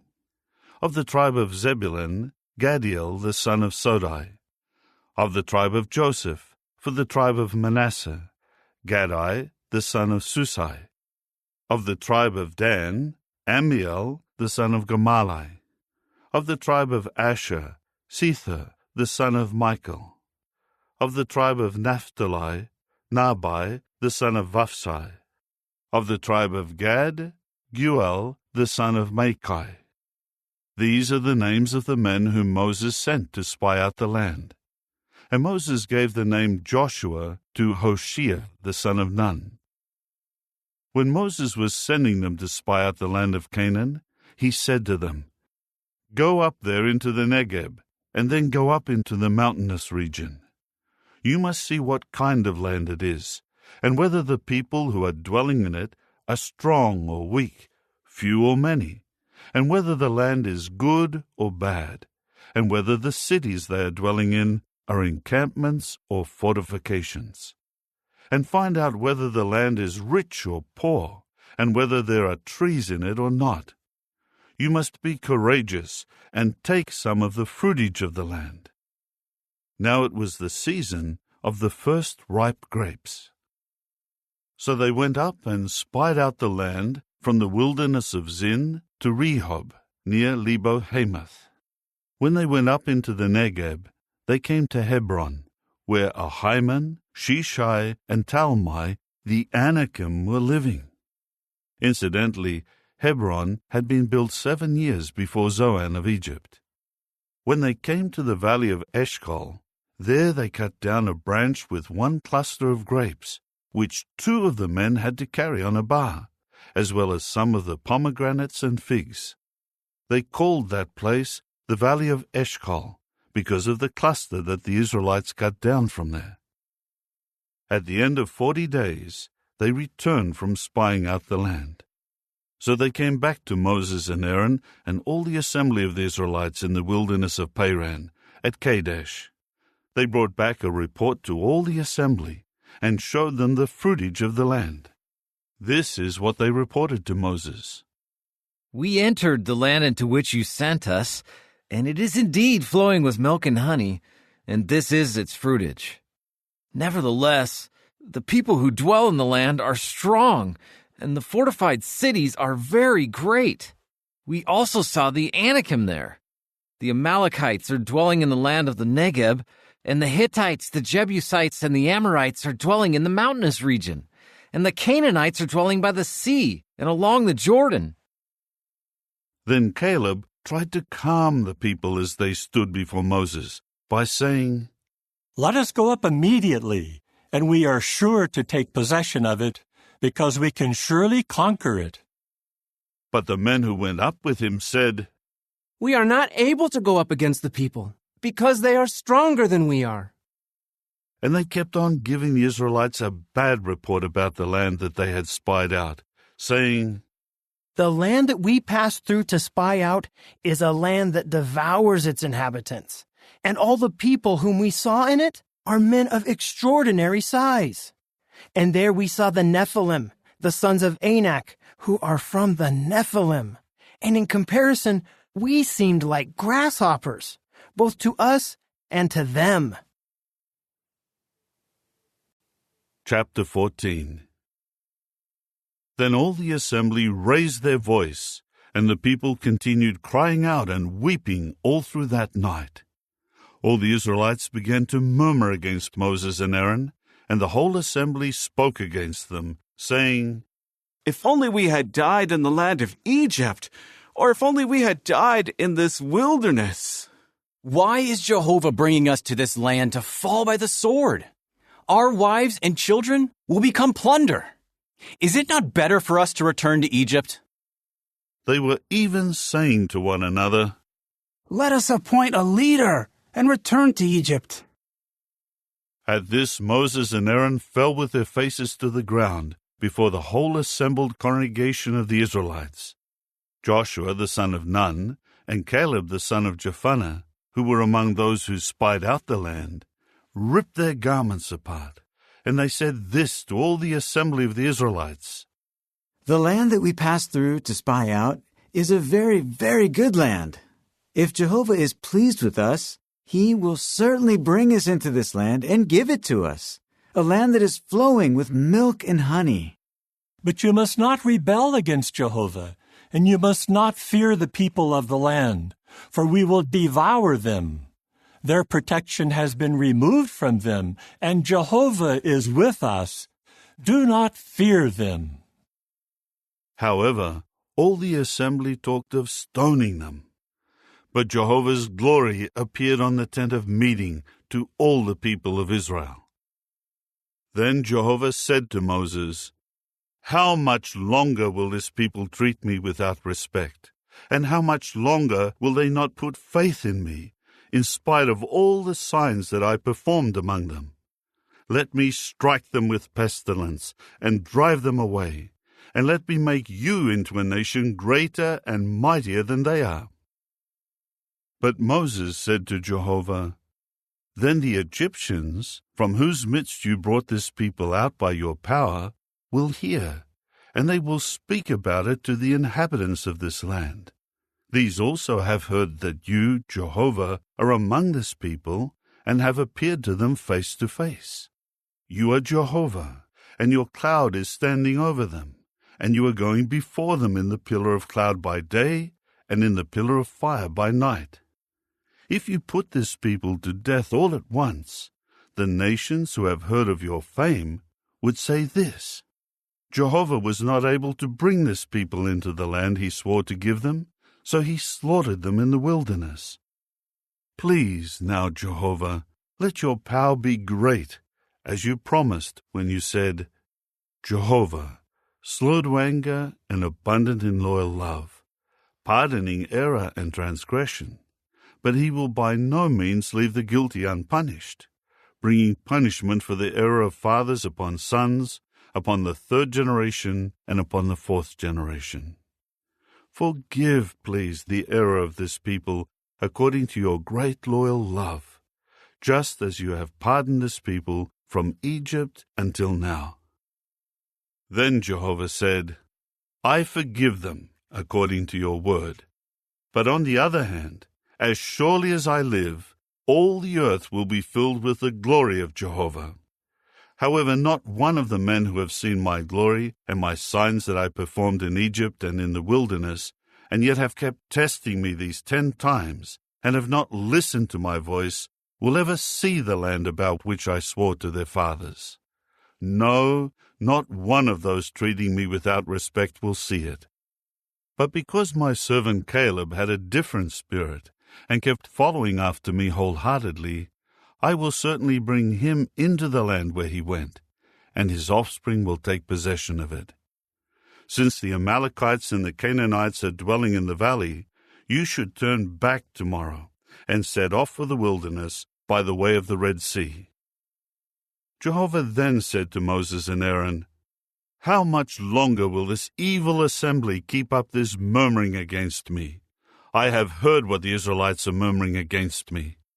Say to them, As surely as I live, declares Jehovah, I will do to you just what I have heard you speak. In this wilderness your corpses will fall, yes, the whole number of you, from 20 years old and up, who were registered, all of you who have murmured against me. None of you will enter into the land that I swore to have you reside in, except Caleb the son of Jephunneh and Joshua the son of Nun.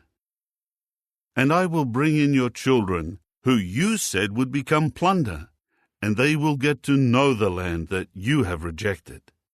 But your own corpses will fall in this wilderness. Now your sons will become shepherds in the wilderness 40 years, and they will have to answer for your acts of unfaithfulness until the last one of your corpses falls in the wilderness. According to the number of the days that you spied out the land, 40 days, a day for a year, a day for a year, you will answer for your errors 40 years, for you will know what it means to oppose me. I, Jehovah, have spoken. This is what I will do to all this evil assembly, those who have gathered together against me. In this wilderness they will come to their end, and here they will die.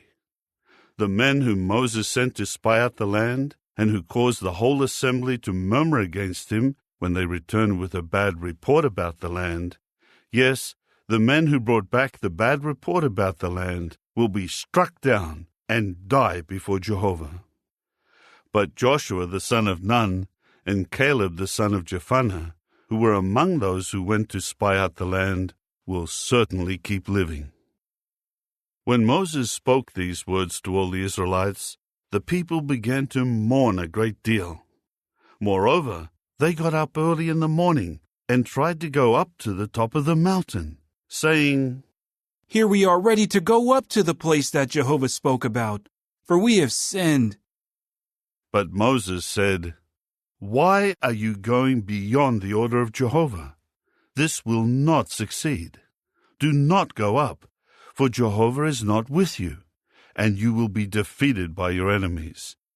For the Amalekites and the Canaanites are there to face you, and you will fall by the sword. Because you turned away from following Jehovah, Jehovah will not be with you. However, they presumptuously went toward the top of the mountain, but the ark of Jehovah's covenant and Moses did not move away from the middle of the camp. Then the Amalekites and the Canaanites who were dwelling in that mountain came down and struck them, scattering them as far as Hormah. Chapter 15. Jehovah spoke further to Moses, saying, Speak to the Israelites and say to them, "When you eventually come into the land that I am giving you to dwell in, and you make an offering by fire to Jehovah from the herd or from the flock, whether a burnt offering or a sacrifice to perform a special vow, or a voluntary offering, or an offering during your seasonal festivals, in order to make a pleasing aroma to Jehovah, the one presenting his offering must also present to Jehovah a grain offering of fine flour, 1/10 of an ephah, mixed with 1/4 of a hin of oil. You should also offer wine as a drink offering, 1/4 of a hin, together with the burnt offering, or for the sacrifice of each male lamb. Or for a ram, you should make a grain offering of 2/10 of an ephah measure of fine flour, mixed with 1/3 of a hin of oil. And you should present wine as a drink offering, 1/3 of a hin, as a pleasing aroma to Jehovah. But if you should offer a male of the herd as a burnt offering, or a sacrifice to perform a special vow, or communion sacrifices to Jehovah, you should also present together with the male of the herd a grain offering of 3/10 of an ephah measure of fine flour, mixed with 1/2 a hin of oil. You should also present wine as a drink offering, 1/2 a hin, as an offering made by fire, as a pleasing aroma to Jehovah. This is what should be done for each bull, or for each ram, or for each of the male lambs or of the goats. Whatever may be the number that you offer, that is what you should do for each one, according to their number. This is how every native-born Israelite should present an offering made by fire, as a pleasing aroma to Jehovah. If a foreigner who is residing with you, or one who has been in your midst for many of your generations, should also make an offering by fire, as a pleasing aroma to Jehovah, he should do just as you do. You, who are of the congregation, and the foreigner who is residing with you, will have one statute. It will be a lasting statute for all your generations. The foreign resident should be the same as you before Jehovah. There should be one law and one judicial decision for you and for the foreigner who is residing with you. Jehovah went on to say to Moses, "Speak to the Israelites and tell them, when you come into the land where I am bringing you, and you eat any of the bread of the land, you should make a contribution to Jehovah. You should make a contribution of the first fruits of your course meal, as ring-shaped loaves. Like the contribution of a threshing floor is the way you should contribute it. Some of the first fruits of your course meal you should give as a contribution to Jehovah throughout your generations." Now, if you make a mistake and fail to observe all these commandments that Jehovah has spoken to Moses, all that Jehovah has commanded you through Moses, from the day that Jehovah commanded and onward for your generations, and if it was done by mistake, and without the knowledge of the assembly, the whole assembly must offer one young bull as a burnt offering for a pleasing aroma to Jehovah, together with its grain offering and its drink offering, according to the regular procedure, and one young goat as a sin offering. The priest will make atonement for the whole assembly of the Israelites, and it will be forgiven them, because it was a mistake, and they brought as their offering an offering made by fire to Jehovah, and their sin offering before Jehovah for their mistake. It will be forgiven the whole assembly of the Israelites and the foreigner who is residing in their midst, because it was by mistake on the part of all the people. If any person should sin by mistake, then he must present a female goat in its first year for a sin offering. And the priest will make atonement for the person who made a mistake by an unintentional sin before Jehovah, so as to make atonement for it, and it will be forgiven him. As for the native born among the Israelites and the foreigner who is residing in their midst, there should be one law for you in the matter of doing something unintentionally. But the person who does something deliberately, whether he is native-born or a foreign resident, is blaspheming Jehovah and must be cut off from among his people. Because he has despised Jehovah's word and broken his commandment, that person should be cut off without fail. His own error is upon him. While the Israelites were in the wilderness, they found a man collecting pieces of wood on the Sabbath day. Those who found him collecting wood brought him up to Moses and Aaron and the whole assembly. They committed him into custody, because it had not been specified what should be done to him. And Jehovah said to Moses, "The man should be put to death without fail, and the whole assembly should stone him outside the camp." So the whole assembly brought him outside the camp and stoned him so that he died, just as Jehovah had commanded Moses. Jehovah went on to say this to Moses, "Speak to the Israelites and tell them that they must make for themselves fringed edges on the skirts of their garments throughout their generations, and they are to put a blue string above the fringed edge of the skirt. You must have this fringed edge so that you will see it and remember all the commandments of Jehovah and observe them. You must not follow your own hearts and eyes, which are leading you to spiritual prostitution. This will help you remember, and you will observe all my commandments and be holy to your God. I am Jehovah your God, who brought you out of the land of Egypt in order to prove myself your God. I am Jehovah your God." Chapter 16. Then Korah, the son of Izhar, the son of Kohath, the son of Levi, got up, together with Dathan and Abiram, the sons of Eliab, and On, the son of Peleth, of the sons of Reuben. They rose up against Moses, along with 250 Israelite men, chieftains of the assembly, chosen ones of the congregation, prominent men. So they gathered together against Moses and Aaron, and said to them, "We have had enough of you. The whole assembly is holy, all of them, and Jehovah is in their midst. Why then should you exalt yourselves above the congregation of Jehovah?" When Moses heard this, he at once fell face down. Then he said to Korah and to all his supporters, "In the morning Jehovah will make known who belongs to him, and who is holy, and who should approach him, and whomever he may choose will approach him. Do this: take fire holders, Korah and all your supporters, and put fire in them, and place incense on them before Jehovah tomorrow. And the man whom Jehovah will choose, he is the Holy One. You sons of Levi have gone far enough." Moses then said to Korah, "Listen, please, you sons of Levi.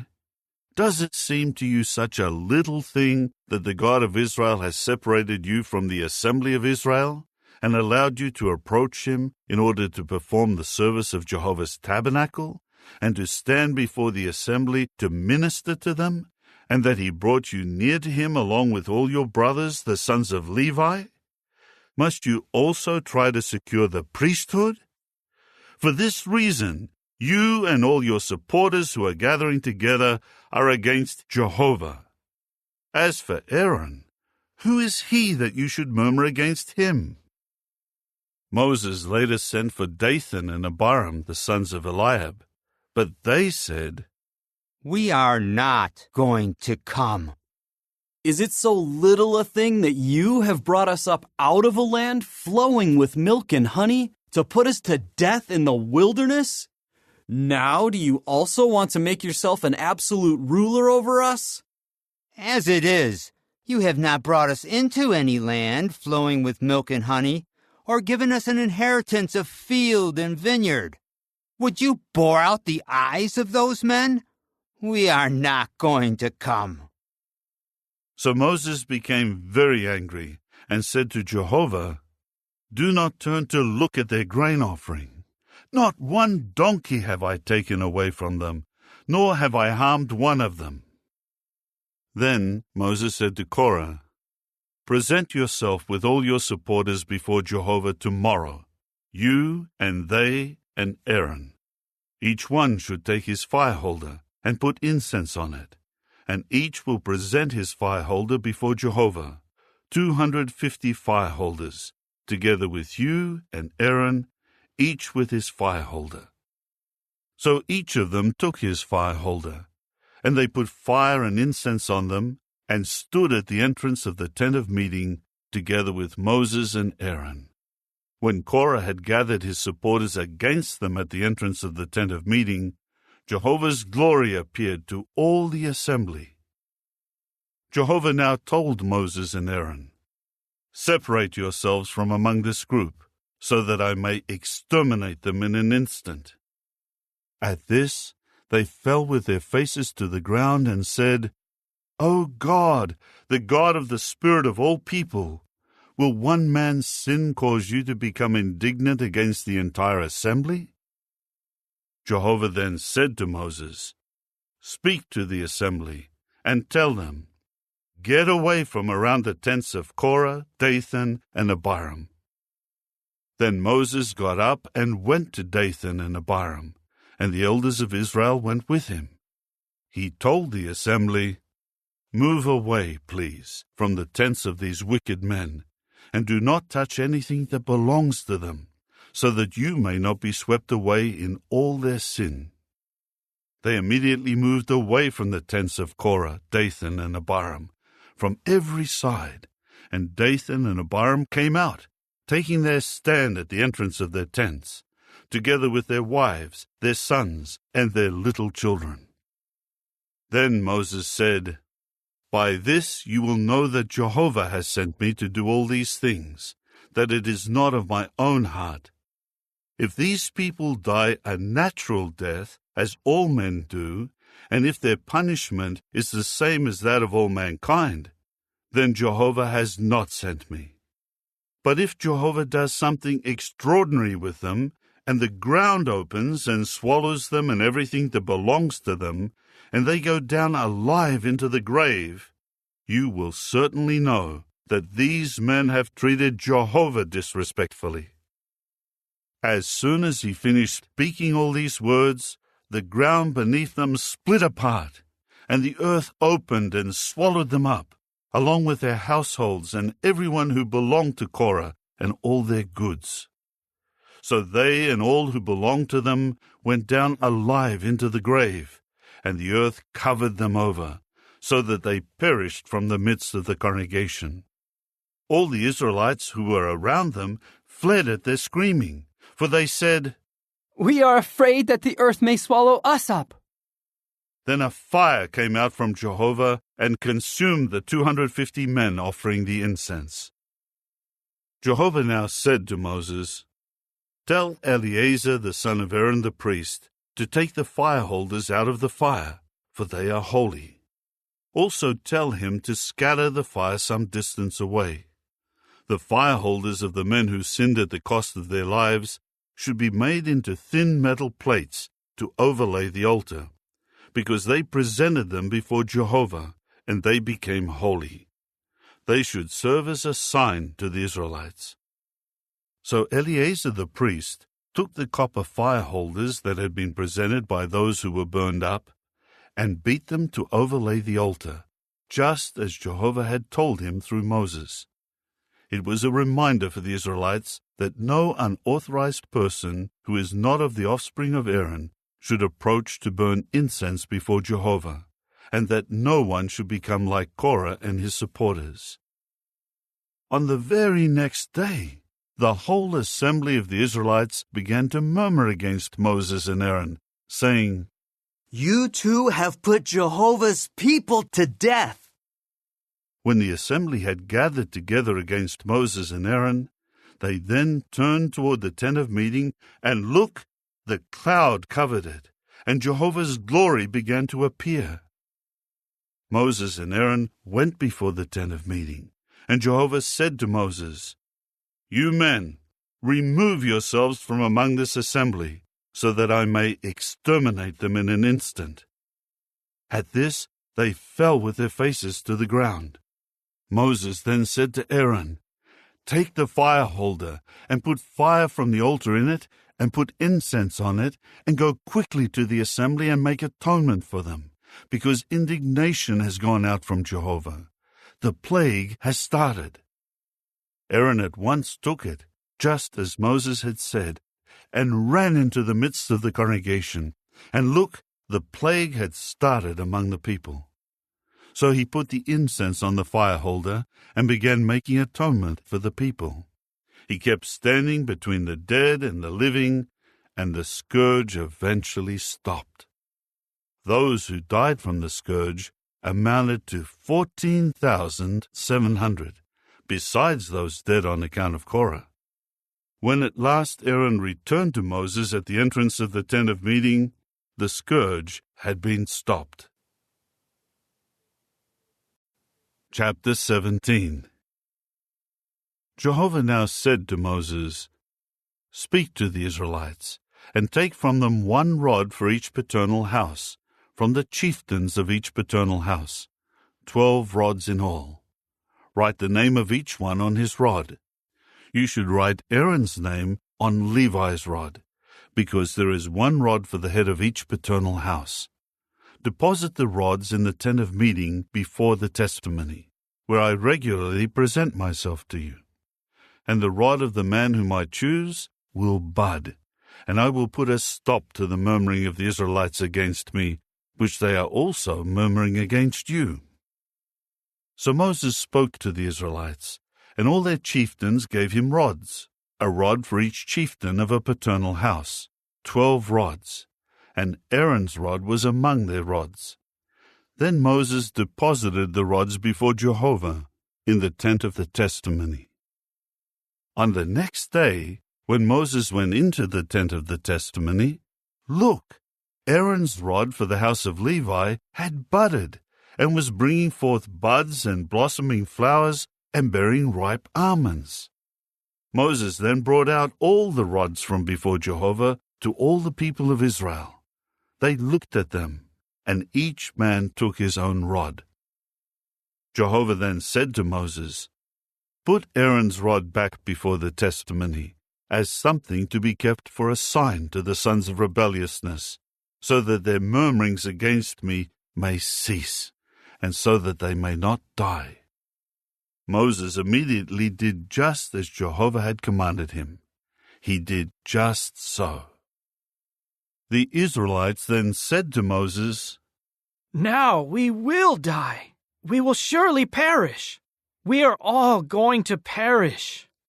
Anyone who even comes close to Jehovah's tabernacle will die. Must we end up dying that way? Chapter 18. Jehovah then said to Aaron, "You and your sons and your paternal house with you will be answerable for any error against the sanctuary, and you and your sons with you will be answerable for any error against your priesthood. Also bring near your brothers of the tribe of Levi, your ancestral tribe, so that they may join you and minister to you and your sons before the tent of the testimony. They are to fulfill their responsibilities to you and to the entire tent. However, they must not come near the utensils of the holy place and the altar, so that neither they nor you may die. They will join you and carry out their responsibilities regarding the tent of meeting and all the service of the tent, and no unauthorized person may come near to you. You must carry out your responsibility toward the holy place and the altar, so that no further indignation may come against the people of Israel. I myself have taken your brothers, the Levites, from among the Israelites as a gift for you. They are given to Jehovah to care for the service of the tent of meeting. You and your sons are responsible for your priestly duties pertaining to the altar and what is inside the curtain, and you are to render this service. I have given the service of the priesthood as a gift to you, and any unauthorized person who approaches should be put to death." Jehovah spoke further to Aaron, "I myself put you in charge of the contributions made to me. I have given to you and to your sons a portion of all the holy things contributed by the Israelites as a permanent allowance. This will be yours out of the most holy offerings made by fire. Every offering they make, including their grain offerings and their sin offerings and their guilt offerings that they bring to me. It is something most holy for you and for your sons. In a most holy place you should eat it. Every male may eat it, It will be something holy to you.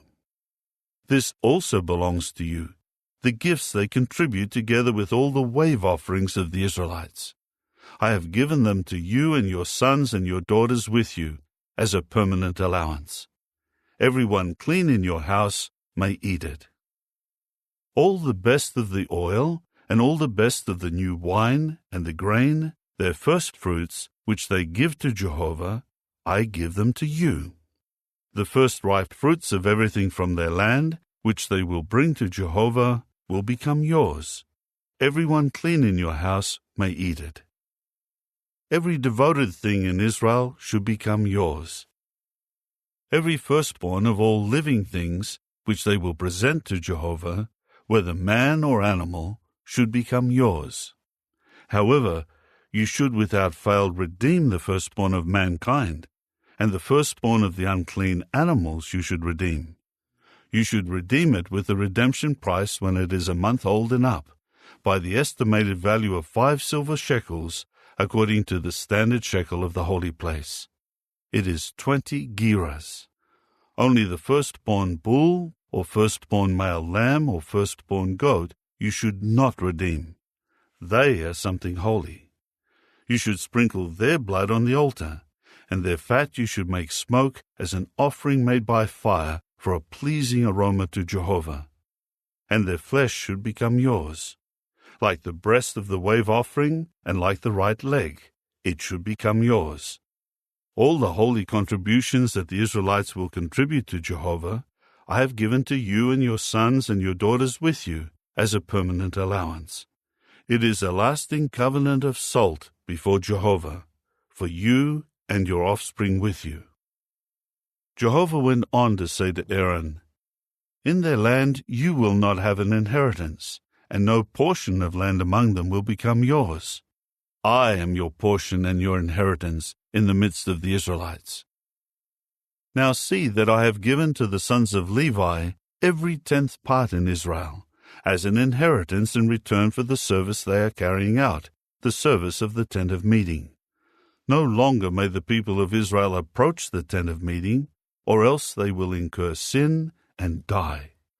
The Levites themselves are to carry out the service of the tent of meeting, and they are the ones who will answer for their error.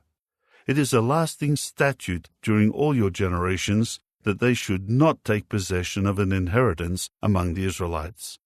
For I have given to the Levites as an inheritance the 10th part contributed by the people of Israel, which they will contribute to Jehovah. That is why I have said to them, In the midst of the Israelites they should not take possession of an inheritance. Then Jehovah said to Moses, You should tell the Levites, You will receive from the Israelites the 10th part that I have given to you from them for your inheritance, and you should contribute from it a 10th part of the 10th part as a contribution to Jehovah. And it will be considered your contribution, as though it were the grain of the threshing floor, or the full production of the winepress or oil press. In this way you will also give a contribution to Jehovah from all the 10th parts that you receive from the Israelites, and from them you are to give the contribution for Jehovah to Aaron the priest. You will make every sort of contribution to Jehovah from the very best of all the gifts given to you as something holy. And you must say to them, When you contribute the best of them, then it will be considered for the Levites as the produce of the threshing floor and as the produce of the winepress or oil press. You and your household may eat it in any place, because it is your wages in return for your service at the tent of meeting.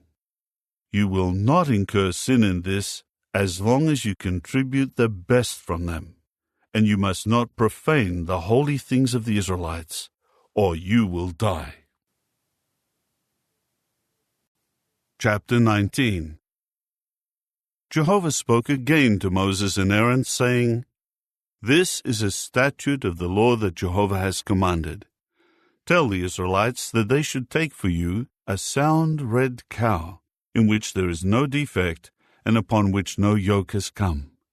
You are to give it to Eleazar the priest, and he will lead it outside the camp, and it will be slaughtered before him. Then Eleazar the priest will take some of its blood with his finger and spatter its blood 7 times straight toward the front of the tent of meeting. The cow will then be burned before his eyes. Its skin and its flesh and its blood, together with its dung, will be burned.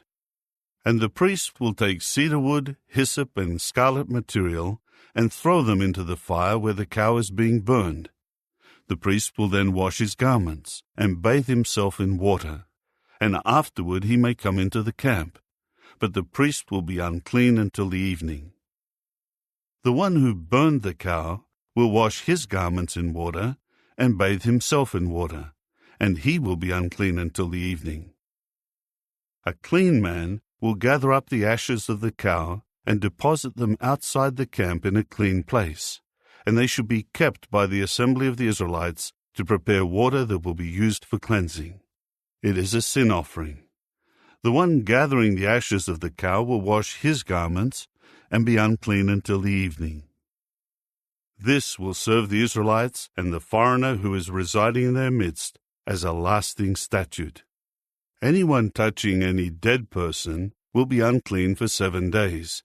Such one should purify himself with the water on the 3rd day, and on the 7th day he will be clean. But if he does not purify himself on the 3rd day, on the 7th day he will not be clean. Everyone who touches the corpse of any dead person and does not purify himself has defiled Jehovah's tabernacle, and that person must be cut off from Israel. Because the water for cleansing has not been sprinkled on him, he continues unclean. His uncleanness remains upon him. This is the law that applies when a man dies in a tent. Everyone who enters the tent, and everyone who was already in the tent, will be unclean for 7 days. Every open container with no lid tied on it is unclean.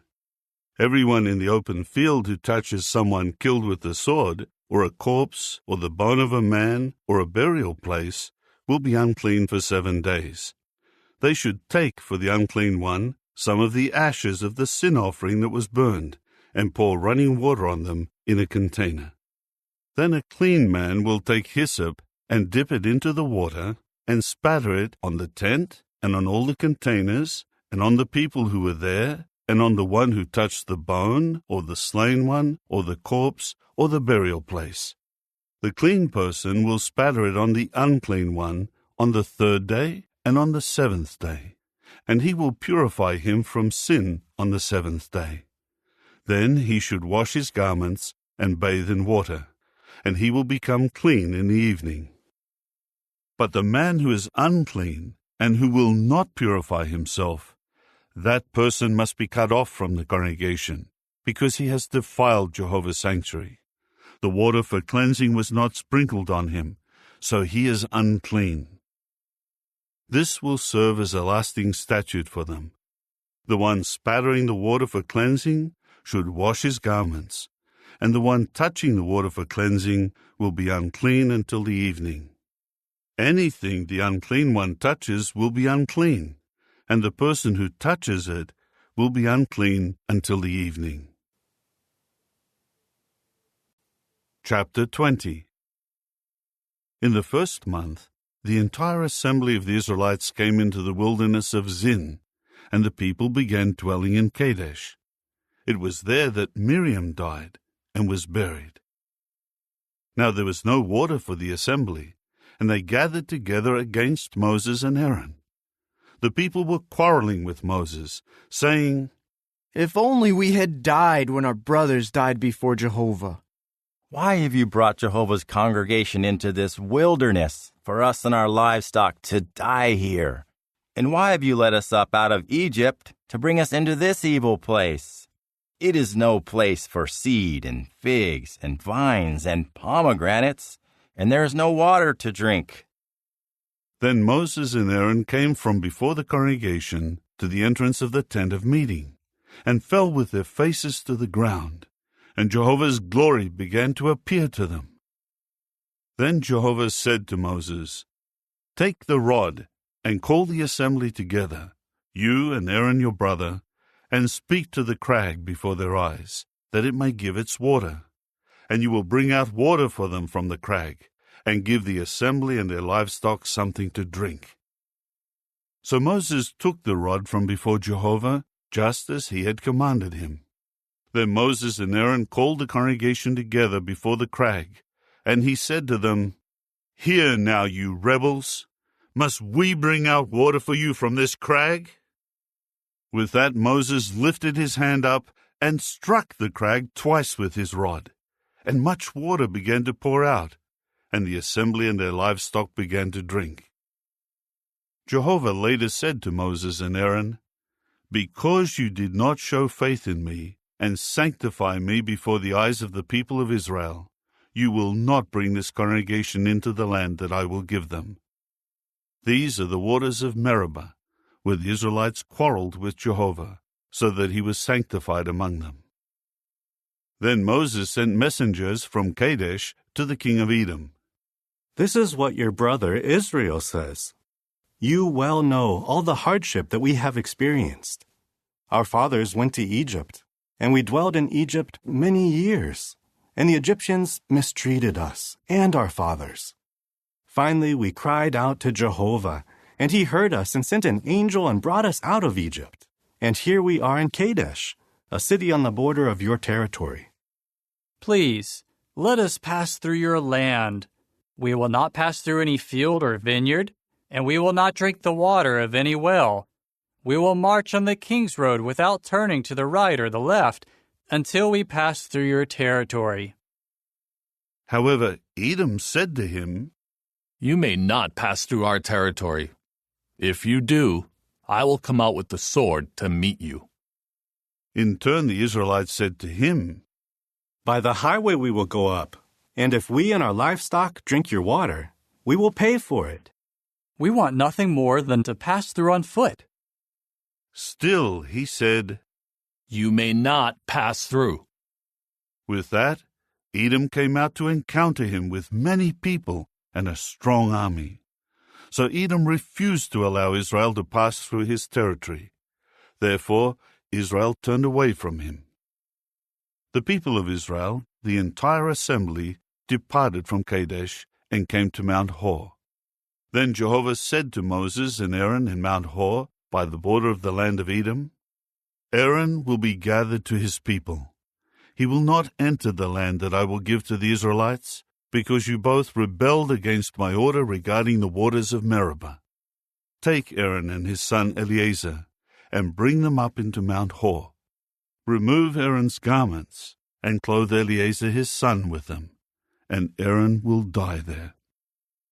So Moses did just as Jehovah had commanded, and they climbed Mount Hor before the eyes of all the assembly. Then Moses removed Aaron's garments, and clothed Eleazar his son with them. After that Aaron died there on the top of the mountain. And Moses and Eleazar came down from the mountain. When all the assembly saw that Aaron had died, the entire house of Israel wept for Aaron for 30 days. Chapter 21. When the Canaanite king of Arad, who dwelled in the Negeb, heard that Israel had come by the way of Atharim, he attacked Israel and carried away some of them as captives. So Israel made this vow to Jehovah: "If you give this people into my hand, I will without fail devote their cities to destruction." So Jehovah listened to Israel's voice and gave the Canaanites over to them, and they devoted them and their cities to destruction. Therefore they named the place Hormah. As they continued their journey from Mount Hor by the way of the Red Sea, in order to go around the land of Edom, the people became weary of the journey. And the people kept speaking against God and Moses, saying, "Why have you brought us up out of Egypt to die in the wilderness? There is no food and no water, and we have come to hate this contemptible bread." So Jehovah sent poisonous serpents among the people, and they kept biting the people, so that many Israelites died. So the people came to Moses and said, "We have sinned by speaking against Jehovah and against you. Intercede with Jehovah so that he may remove the serpents from us. And Moses interceded on behalf of the people. Then Jehovah said to Moses, Make a replica of a poisonous snake and put it on a pole. Then, when anyone has been bitten, he will have to look at it in order to keep alive. Moses at once made a serpent of copper and put it on the pole, and whenever a serpent had bitten a man, and he looked at the copper serpent, he survived. After that the Israelites departed and camped in Oboth. Then they departed from Oboth and camped in Abarim, in the wilderness that faces Moab, toward the east. From there they departed and camped by the valley of Zered. From there they departed and camped in the region of the Arnon, which is in the wilderness that extends from the border of the Amorites. For the Arnon is the boundary of Moab, between Moab and the Amorites. That is why the book of the Wars of Jehovah speaks of Vaheb in Suphah, and the valleys of Arnon, and the descent of the valleys, which extends toward the settlement of Ar, and adjoins the border of Moab. Next they went on to Beer. This is the well about which Jehovah said to Moses, Gather the people, and let me give them water. At that time Israel sang this song. Spring up, O well, respond to it, the well that princes dug, that nobles of the people excavated, with a commander's staff, and with their own staffs. Then they went from the wilderness on to Mattanah, from Mattanah on to Nahaliel, and from Nahaliel on to Bamoth. They went from Bamoth on to the valley that is in the territory of Moab, on top of Pisgah, which overlooks Jeshimon. Israel now sent messengers to Sihon, the king of the Amorites, saying, Let us pass through your land. We will not turn aside into a field or a vineyard. We will not drink water from any well. We will march on the king's road until we pass through your territory. But Sihon did not allow Israel to pass through his territory. Instead, Sihon gathered all his people and went out against Israel in the wilderness, and came to Jahaz, and began fighting with Israel. But Israel defeated him with the sword, and took possession of his land, from the Arnon to the Jabbok, near the Ammonites, because Jazer borders the territory of the Ammonites. So Israel took all these cities, and they began dwelling in all the cities of the Amorites, in Heshbon and all its dependent towns. For Heshbon was the city of Sihon, the king of the Amorites, who had fought with the king of Moab, and taken all his land from him as far as the Arnon. That is what gave rise to the taunting proverbial saying, Come to Heshbon. Let the city of Sihon be built and firmly established. For a fire came out of Heshbon, a flame from the town of Sihon. It has consumed Ar of Moab, the lords of the high places of the Arnon. Woe to you, Moab! You will be destroyed, O people of Chemosh. He makes his sons fugitives, and his daughters captives of Sihon, the king of the Amorites. Let us shoot at them. Heshbon will be destroyed as far as Dibon. Let us desolate it as far as Nophah. Fire will spread as far as Medeba. So Israel began to dwell in the land of the Amorites. Moses then sent some men to spy on Jazer. They captured its dependent towns and drove out the Amorites who were there. After that they turned and went up by the way of Bashan. And Og the king of Bashan came out with all his people to meet them in battle at Edrei. Jehovah said to Moses, Do not be afraid of him, for I will give him and all his people and his land into your hand, and you will do to him just as you did to Sihon the king of the Amorites, who lived in Heshbon. So they kept striking him down, along with his sons and all his people, until none of his people survived, and they took possession of his land. Chapter 22. Then the Israelites departed and camped on the desert plains of Moab, across the Jordan from Jericho. Now Balak, the son of Zippor, saw all that Israel had done to the Amorites, and Moab became very frightened of the people, because they were so many. Indeed, Moab felt sick with fear because of the Israelites. So Moab said to the elders of Midian, "Now this congregation will devour all our surroundings, just as a bull devours the grass in the field." Balak, the son of Zippor, was king of Moab at that time.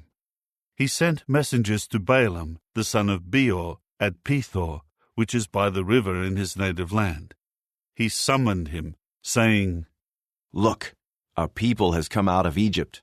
Look, they have covered the face of the earth, and they are dwelling right in front of me.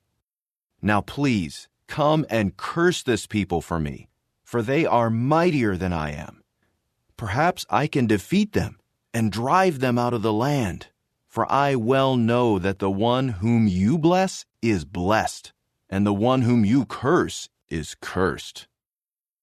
So the elders of Moab and the elders of Midian traveled with the fee for divination in their hands and went to Balaam and conveyed to him Balak's message. At that he said to them, "Spend the night here, and I will bring back to you whatever word Jehovah speaks to me." So the princes of Moab stayed with Balaam. Then God came to Balaam and said, "Who are these men with you?" Balaam said to the true God, "Balak, the son of Zippor, the king of Moab, has sent me a message, saying, 'Look, the people who are coming out of Egypt are covering the face of the earth. Now come and put a curse on them for me. Perhaps I may be able to fight against them and drive them out.'" But God said to Balaam, "You must not go with them. You must not curse the people, for they are blessed." Balaam got up in the morning and said to the princes of Balak, "Go to your land, for Jehovah has refused to let me go with you." So the princes of Moab departed and returned to Balak and said, "Balaam has refused to come with us." However, Balak again sent princes, more numerous and more distinguished than the first group. They came to Balaam and said to him, "This is what Balak, the son of Zippor, has said. Please do not let anything hinder you from coming to me, for I will honor you greatly, and I will do anything you tell me to do. So come, please, and curse this people for me." But Balaam answered the servants of Balak, "If Balak were to give me his own house full of silver and gold, I could not do anything beyond the order of Jehovah my God, whether small or great. But please stay here tonight also, so that I may learn what else Jehovah will tell me." Then God came to Balaam by night and said to him, "If these men have come to summon you, go along with them, but you may speak only the words that I tell you to say." So Balaam got up in the morning and saddled his donkey and went with the princes of Moab. But God's anger blazed because he was going, and Jehovah's angel stationed himself in the road to resist him. Now Balaam was riding on his donkey, and two of his attendants were with him. And when the donkey saw Jehovah's angel standing in the road with a drawn sword in his hand, it tried to turn off the road into the field. But Balaam began to beat the donkey to make it return to the road. Then Jehovah's angel stood in a narrow path between two vineyards, with stone walls on both sides. When the donkey saw Jehovah's angel, it began to squeeze itself against the wall, and it jammed Balaam's foot against the wall, and Balaam began beating it again. Jehovah's angel now passed by again, and stood in a narrow place where there was no way to turn to the right or to the left. When the donkey saw Jehovah's angel, it lay down under Balaam. So Balaam became furious and kept beating the donkey with his staff. Finally Jehovah caused the donkey to speak, and it said to Balaam, "What have I done to you to make you beat me these 3 times?" Balaam replied to the donkey, "It is because you have made a fool of me. If only I had a sword in my hand, I would kill you." Then the donkey said to Balaam, Am I not your donkey that you have ridden on all your life until today? Have I ever treated you this way before? He replied, No. Then Jehovah uncovered Balaam's eyes, and he saw Jehovah's angel standing in the road with a drawn sword in his hand. At once he bowed low and prostrated himself on his face. Then Jehovah's angel said to him, Why have you beaten your donkey these 3 times? Look, I myself came out to offer resistance, because your way is in defiance of my will. The donkey saw me and tried to turn away from me these 3 times. Supposing it had not turned away from me, by now I would have killed you and let the donkey live. Balaam said to Jehovah's angel, I have sinned, because I did not know that it was you standing in the road to meet me. And now, if it is bad in your eyes, I will go back. But Jehovah's angel said to Balaam, Go with the men, but you may speak only the words that I tell you. So Balaam continued going with the princes of Balak. When Balak heard that Balaam had come, he immediately went out to meet him at the city of Moab, which is on the bank of the Arnon, on the border of the territory. Balak said to Balaam, Did I not send for you? Why did you not come to me? Did you think I am not able to honor you greatly? Balaam replied to Balak, Well, I have come to you now, but will I be allowed to say anything? I can only speak words that God puts in my mouth. So Balaam went with Balak, and they came to Kiriath-Huzoth. Balak sacrificed cattle and sheep, and sent some to Balaam and the princes who were with him. In the morning, Balak took Balaam and brought him up to Bamoth Baal. From there he could see all the people. Chapter 23. Then Balaam said to Balak, Build on this spot 7 altars, and prepare 7 bulls and 7 rams for me. Balak immediately did just as Balaam had said, and Balak and Balaam offered up a bull and a ram on each altar. Balaam then said to Balak, Stay here by your burnt offering, and I will go. Perhaps Jehovah will get in touch with me. Whatever he reveals to me, I will tell you. So he went to a barren hill.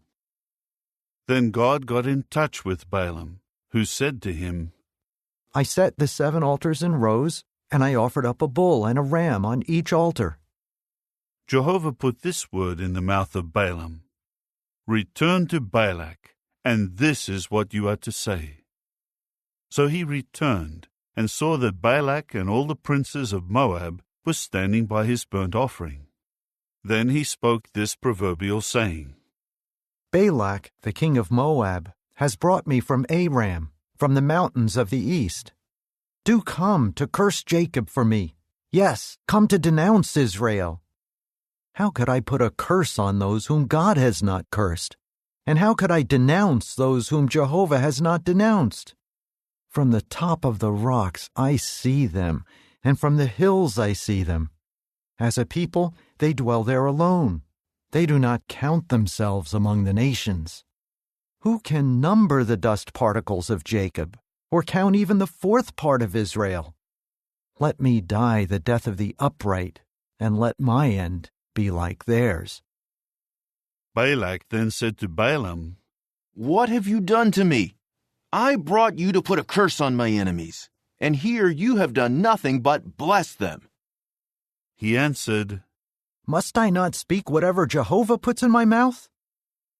Balak said to him, Please, come with me to another place from which you can see them. You will see only a part of them. You will not see them all. Put a curse on them for me from there. So he took him to the field of Zophim, to the top of Pisgah, and built 7 altars, and offered up a bull and a ram on each altar. So Balaam said to Balak, Stay here by your burnt offering, while I get in touch with him over there. And Jehovah got in touch with Balaam, and put this word in his mouth, Return to Balak, and this is what you are to say." So he came to him, and saw that he was waiting by his burnt offering, and the princes of Moab were with him. Balak asked him, "What has Jehovah said?" Then he spoke this proverbial saying, "Get up, Balak, and listen. Hear me, O son of Zippor. God is not a mere man who tells lies, nor a son of man who changes his mind. When he says something, will he not do it? When he speaks, will he not carry it out? Look, I have been taken to bless. Now he has blessed, and I cannot reverse it. He does not tolerate any magical power against Jacob, and he does not allow any trouble against Israel. Jehovah his God is with them, and he is loudly hailed as king among them. God is bringing them out of Egypt. He is like the horns of a wild bull for them. For there are no omens of doom against Jacob, nor any divination against Israel. At this time it may be said about Jacob and Israel, look at what God has done. Here is a people who will rise up like a lion, and like the lion, it will raise itself up. It will not lie down until it eats prey and drinks the blood of the slain ones."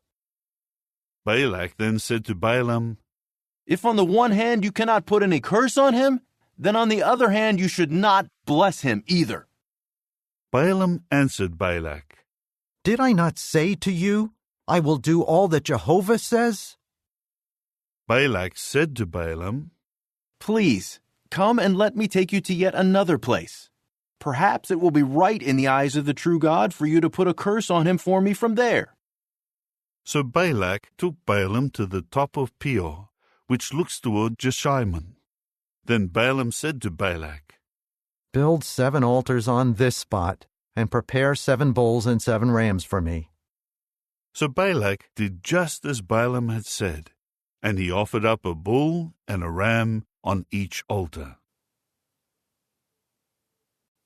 Chapter 24. When Balaam saw that it pleased Jehovah to bless Israel, he did not go away again to search for omens of doom, but he turned his face to the wilderness. When Balaam raised his eyes and saw Israel encamped by his tribes, then the Spirit of God came upon him. He then spoke this proverbial saying, "The saying of Balaam, the son of Beor, and the saying of a man whose eyes have been opened, the saying of the one hearing the word of God, who saw a vision of the Almighty, who has bowed down with his eyes uncovered. How beautiful are your tents, O Jacob, your tabernacles, O Israel. Like the valleys, they have extended a long way, like gardens by the river, like aloes that Jehovah has planted, like cedars by the waters. Water keeps trickling from his 2 leather buckets, and his seed is sown by many waters.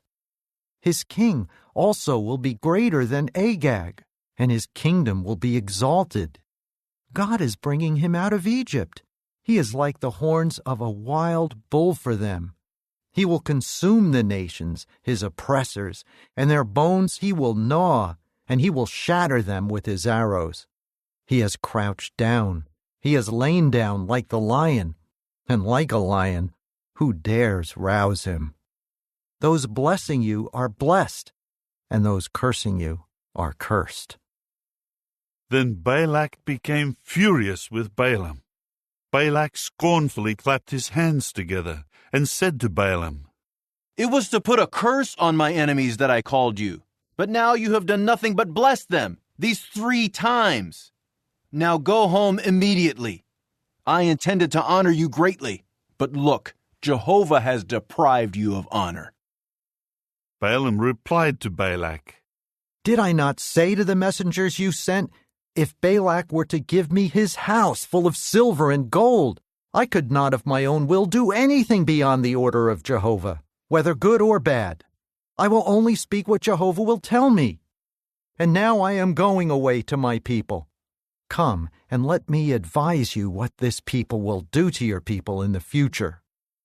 So he spoke this proverbial saying, the saying of Balaam the son of Beor, and the saying of a man whose eyes have been opened, the saying of the one hearing the word of God, and the one having the knowledge of the Most High, a vision of the Almighty he saw, while bowing down with his eyes uncovered.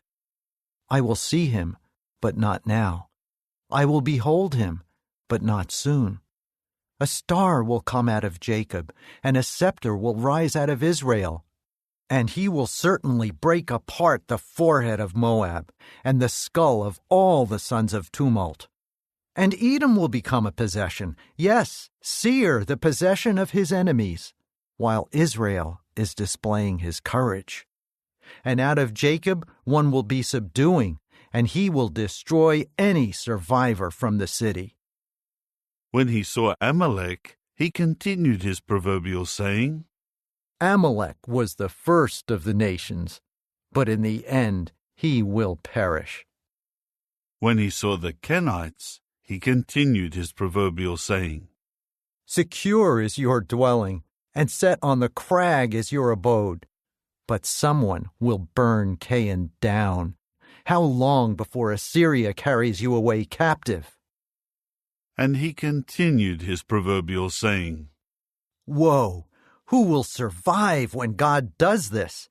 Ships will come from the coast of Kittim, and they will afflict Assyria, and they will afflict Eber, but he too will utterly perish. Then Balaam got up and went, and returned to his place. Balak also went his own way. Chapter 25. When Israel was dwelling in Shittim, the people started to commit sexual immorality with the daughters of Moab.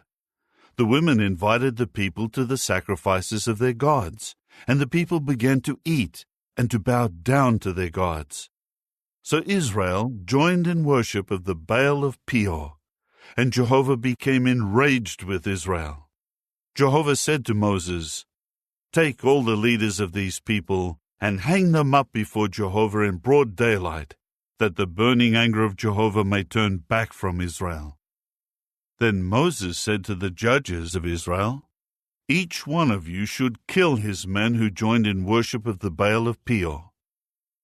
But just then there came one of the Israelites, bringing near to his brothers a Midianite woman, before the eyes of Moses and of all the assembly of the Israelites, while they were weeping at the entrance of the tent of meeting. When Phinehas the son of Eleazar the son of Aaron the priest saw it, he immediately rose up from the midst of the assembly and took a spear in his hand. Then he went after the man of Israel into the tent and pierced both of them through, the man of Israel and the woman through her genital parts. At that the scourge on the Israelites was halted. Those who died from the scourge amounted to 24,000. Then Jehovah said to Moses, Phinehas the son of Eleazar the son of Aaron the priest has turned my wrath away from the people of Israel, because he tolerated no rivalry at all toward me among them. So I have not exterminated the Israelites in my insistence on exclusive devotion. Therefore say, I am giving him my covenant of peace, and it will serve as the covenant of a lasting priesthood for him and his offspring after him, because he tolerated no rivalry toward his God, and he made atonement for the people of Israel. Incidentally, the name of the Israelite man who was put to death along with the Midianites was Zimri, the son of Salu, a chieftain of a paternal house of the Simeonites. The name of the Midianite woman who was put to death was Cozbi, the daughter of Zur. He was a leader of the clans of a paternal house in Midian. Jehovah later said to Moses, Harass the Midianites and strike them down, because they have been harassing you with their cunning dealings against you in the affair of Peor, and of Cozbi, the daughter of a chieftain of Midian, their sister, who was put to death in the day of the scourge over the affair of Peor. Chapter 26. After the scourge, Jehovah said to Moses and Eleazar the son of Aaron the priest, Take a census of the whole assembly of the Israelites, from 20 years of age and up, by their paternal houses, counting all those who can serve in the army in Israel. So Moses and Eleazar the priest spoke with them in the desert plains of Moab, by the Jordan at Jericho, saying, Take a census of them from the age of 20 years and up, just as Jehovah commanded Moses. Now the sons of Israel who went out of the land of Egypt were Reuben, Israel's firstborn. Reuben's sons were of Hanok, the family of the Hanokites, of Palu, the family of the Paluites, of Hezron, the family of the Hezronites, of Carmi, the family of the Carmites. These were the families of the Reubenites, and the registered ones amounted to 43,730. The son of Palu was Eliab, and the sons of Eliab were Nemuel, Dathan, and Abiram. This Dathan and Abiram were chosen ones of the assembly, who fought against Moses and Aaron, along with Korah's group, when they fought against Jehovah. Then the earth opened and swallowed them up.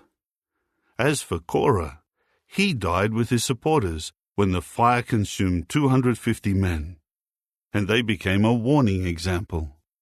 However, the sons of Korah did not die.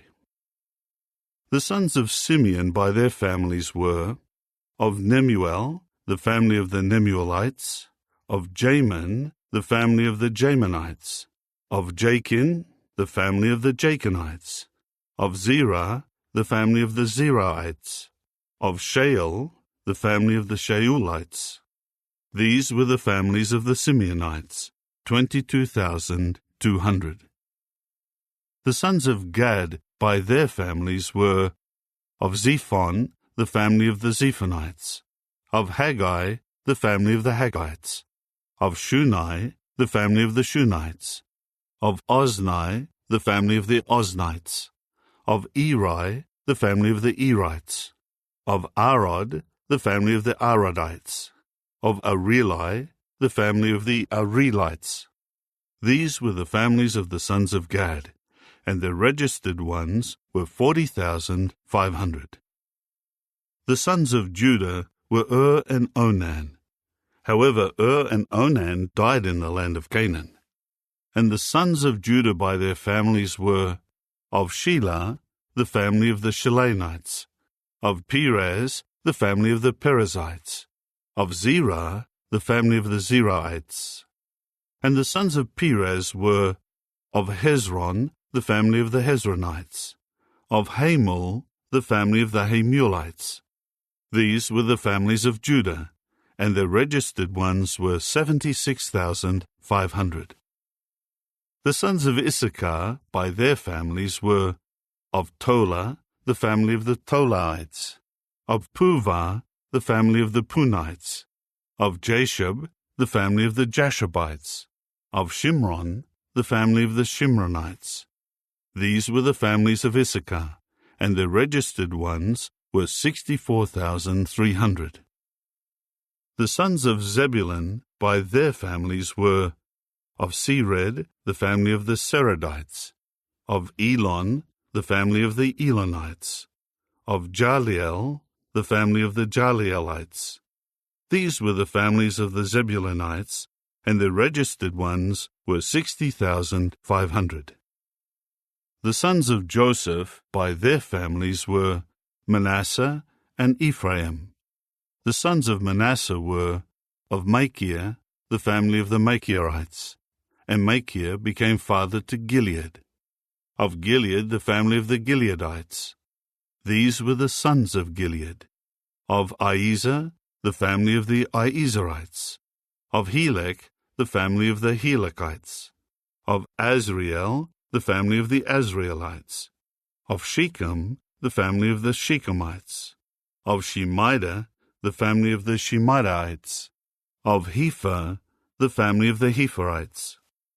Now Zelophehad, the son of Hepher, had no sons, only daughters, and the names of the daughters of Zelophehad were Mahlah, Noah, Hoglah, Milcah, and Tirzah. These were the families of Manasseh, and the registered ones were 52,700. These were the sons of Ephraim by their families. Of Shuthelah, the family of the Shuthelahites. Of Becher, the family of the Becherites. Of Tahan, the family of the Tahanites. And these were the sons of Shuthelah. Of Eran, the family of the Eranites. These were the families of the sons of Ephraim, and the registered ones were 32,500. These were the sons of Joseph by their families. The sons of Benjamin by their families were of Bela, the family of the Belaites, of Ashbel, the family of the Ashbelites, of Ahiram, the family of the Ahiramites, of Shephupham, the family of the Shuphamites, of Hupham, the family of the Huphamites. The sons of Bela were Ard and Naaman. Of Ard, the family of the Ardites. Of Naaman, the family of the Naamites. These were the sons of Benjamin by their families, and the registered ones were 45,600. These were the sons of Dan by their families. Of Shuham, the family of the Shuhamites. These were the families of Dan by their families. All the families of the Shuhamites, of their registered ones, were 64,400. The sons of Asher by their families were of Imnah, the family of the Imnites, of Ishvi, the family of the Ishvites, of Beriah, the family of the Beriites, of the sons of Beriah, of Heber, the family of the Heberites, of Malchiel, the family of the Malchielites.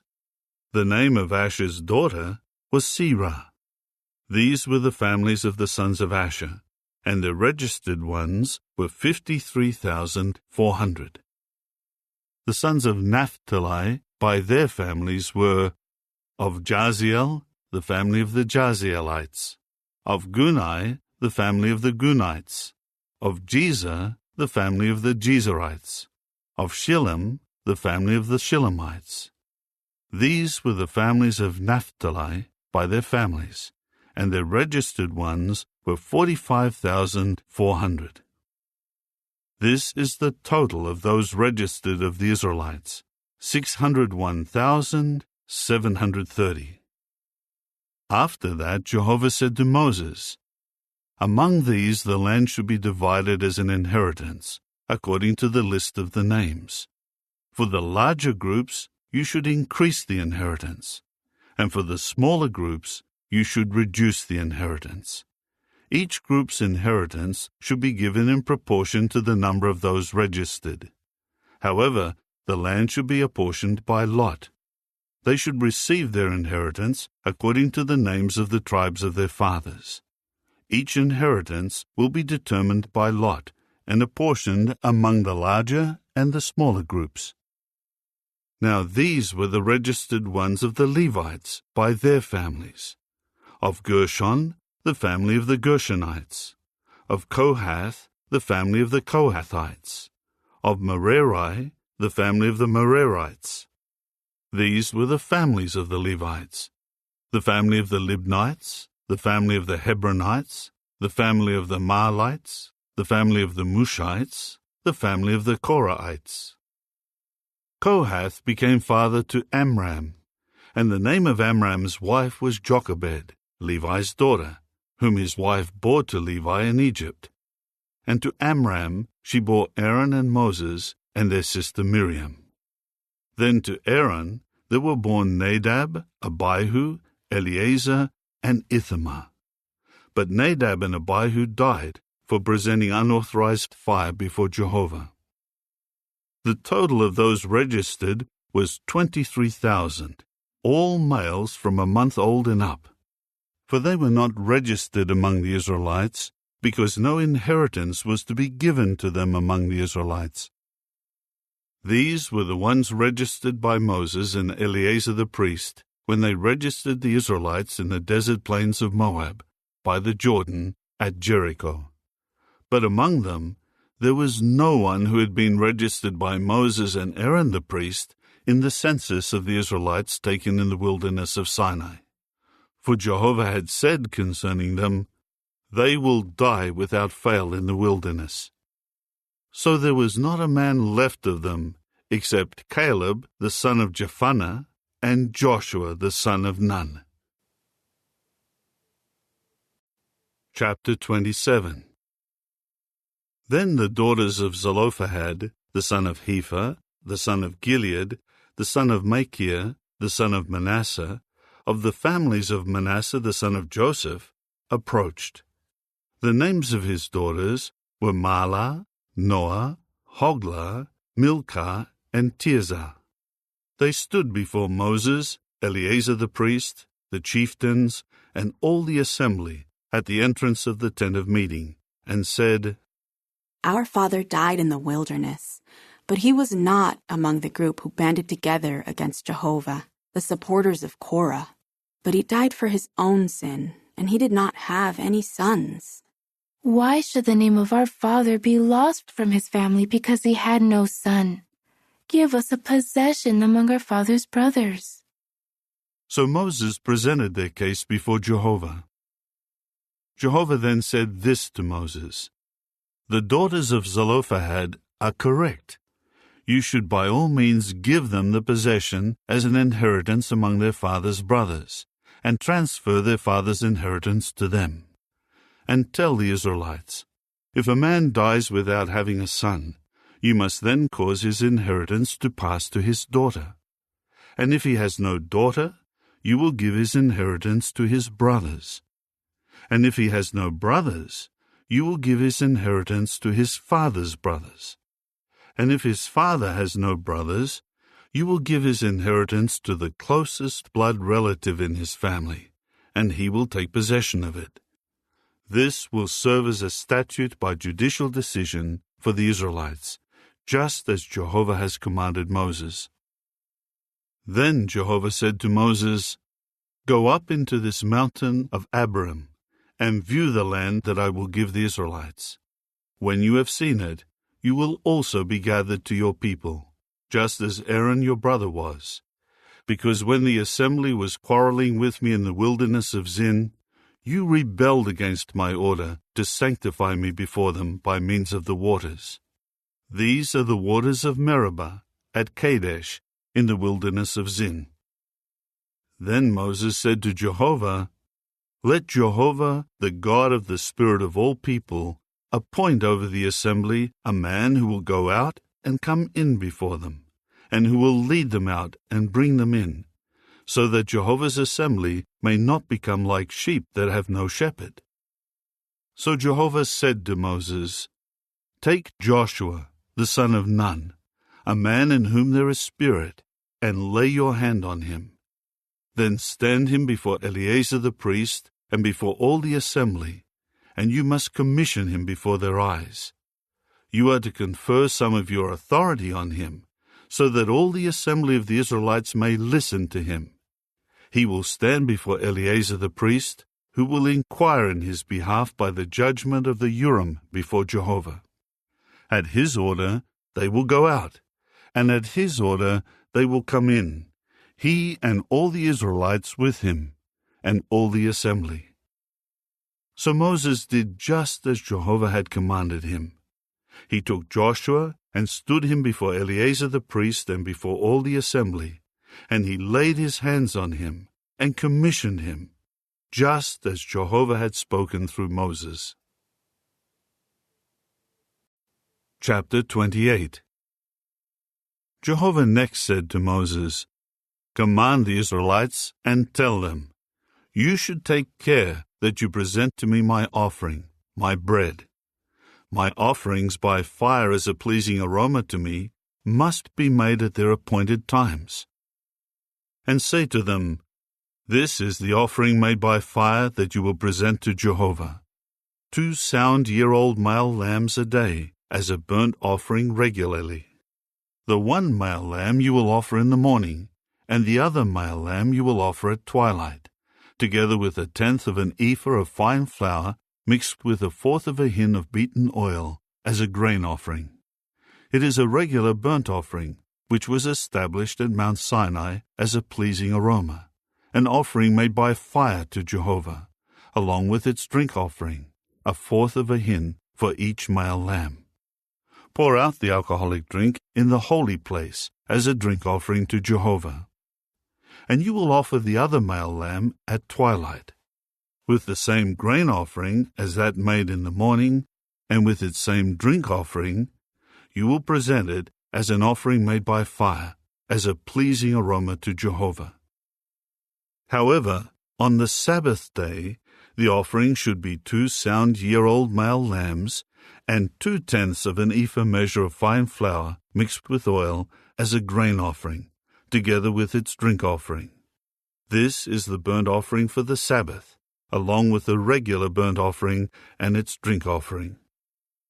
At the start of each month, you will present as a burnt offering to Jehovah 2 young bulls, 1 ram, and 7 sound male lambs, each a year old, and 3/10 measures of fine flour mixed with oil as a grain offering for each bull, and 2/10 measures of fine flour mixed with oil as a grain offering for the 1 ram, and 1/10 measure of fine flour mixed with oil as a grain offering for each male lamb, as a burnt offering, a pleasing aroma, an offering made by fire to Jehovah. And their drink offerings should be 1/2 a hin of wine for a bull, and 1/3 of a hin for the ram, and 1/4 of a hin for a male lamb. This is the monthly burnt offering each month throughout the year. Also, 1 young goat should be offered as a sin offering to Jehovah, in addition to the regular burnt offering, together with its drink offering. In the first month, on the 14th day of the month, will be Jehovah's Passover. And on the 15th day of this month, there will be a festival. Unleavened bread will be eaten for 7 days. On the first day there will be a holy convention. You must not do any hard work. And you will present as a burnt offering made by fire to Jehovah 2 young bulls, 1 ram, and 7 male lambs, each a year old. You should offer sound animals. You should offer them with their grain offerings of fine flour mixed with oil, 3/10 measures for a bull, and 2/10 measures for the ram. You will offer 1/10 measure respectively for each male lamb of the 7 male lambs, as well as 1 goat as a sin offering, to make atonement for you. Aside from the morning burnt offering, which is for the regular burnt offering, you will offer these. You will offer these in the same manner each day for 7 days as food, an offering made by fire, as a pleasing aroma to Jehovah. It should be offered along with the regular burnt offering and its drink offering. On the 7th day, you should hold a holy convention. You must not do any hard work. On the day of the first ripe fruits, when you present a new grain offering to Jehovah, you should hold a holy convention in your Feast of Weeks. You must not do any hard work. You will present as a burnt offering for a pleasing aroma to Jehovah 2 young bulls, 1 ram, and 7 male lambs, each a year old, and as their grain offering of fine flour mixed with oil, 3/10 measures for each bull, 2/10 measures for the 1 ram, 1/10 measure respectively for each male lamb of the 7 male lambs, as well as 1 young goat to make atonement for you. You will offer them in addition to the regular burnt offering and its grain offering. They should be sound animals, along with their drink offerings. Chapter 29. And in the 7th month, on the 1st of the month, you should hold a holy convention. You must not do any hard work. It is a day on which you should sound the trumpet.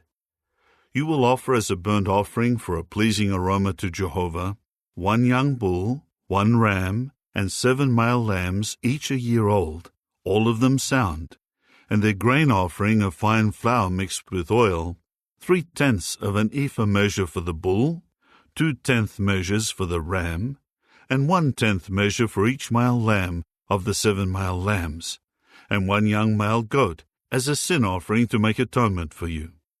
This is in addition to the monthly burnt offering and its grain offering, and the regular burnt offering and its grain offering, together with their drink offerings, according to the regular procedure for them, as a pleasing aroma, an offering made by fire to Jehovah.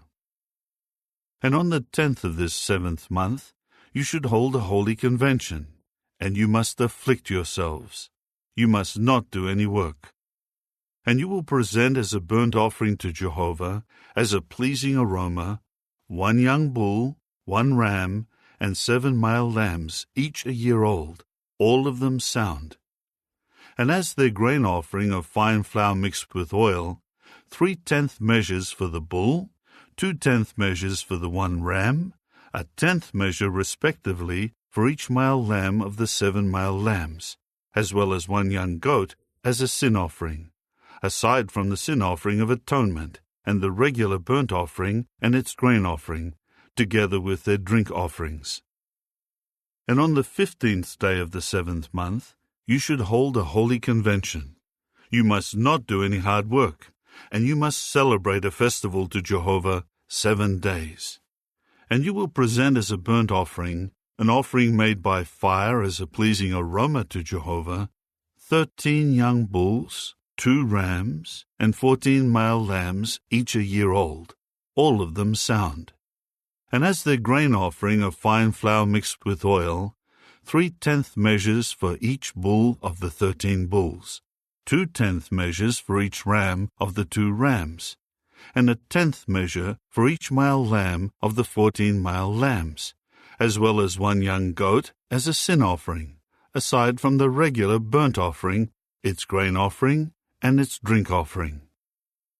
And on the 2nd day, 12 young bulls, 2 rams, and 14 male lambs, each a year old, all of them sound, and their grain offering and their drink offerings, for the bulls, the rams, and the male lambs by their number according to the regular procedure, as well as 1 young goat as a sin offering, aside from the regular burnt offering and its grain offering, together with their drink offerings.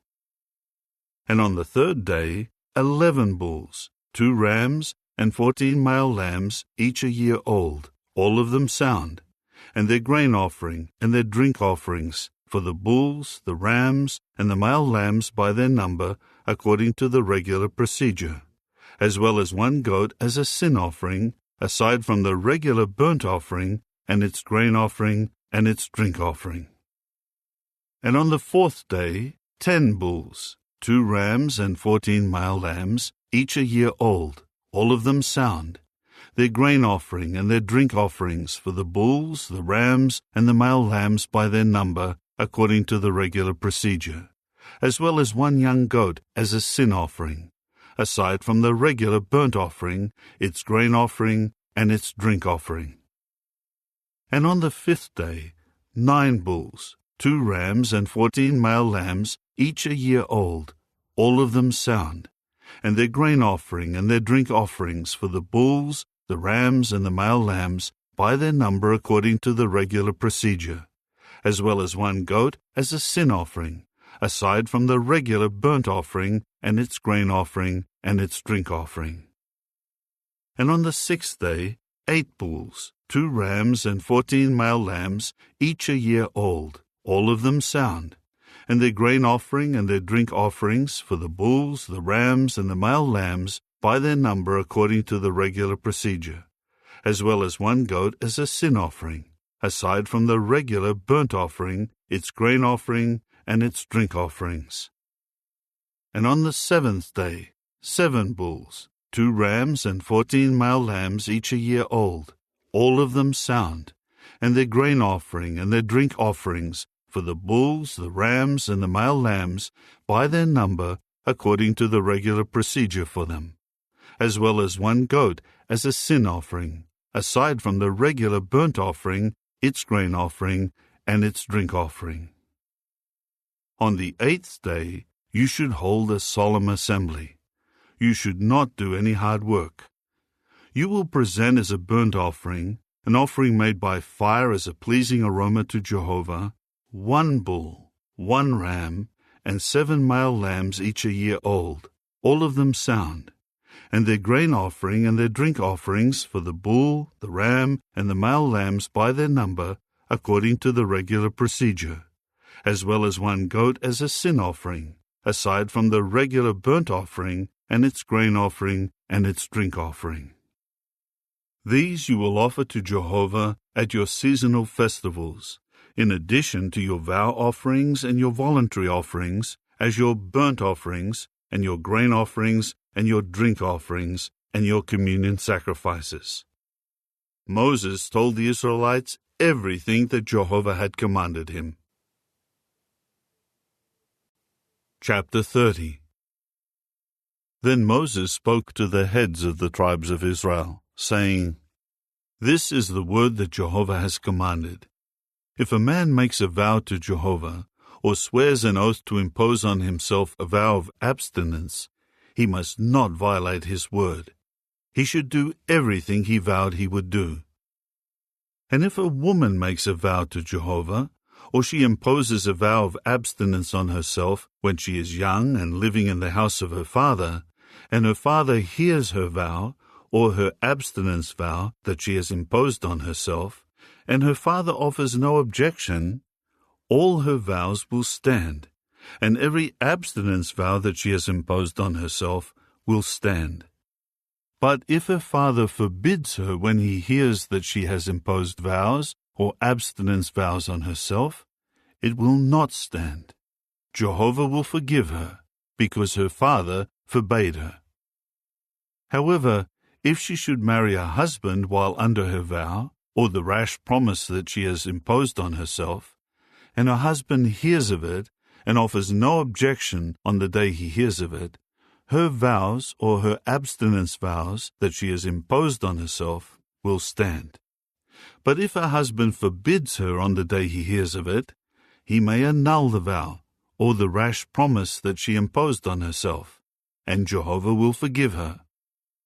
But if a widow or a divorced woman makes a vow, everything that she has imposed on herself will be binding on her. However, if a woman impose the vow or the abstinence vow on herself while in the house of her husband, and her husband heard it and has not objected or disapproved, all her vows or any abstinence vow that she imposed on herself will stand. But if on the day he heard them, her husband completely annulled whatever vows or abstinence vow she swore to, they will not stand. Her husband annulled them, and Jehovah will forgive her.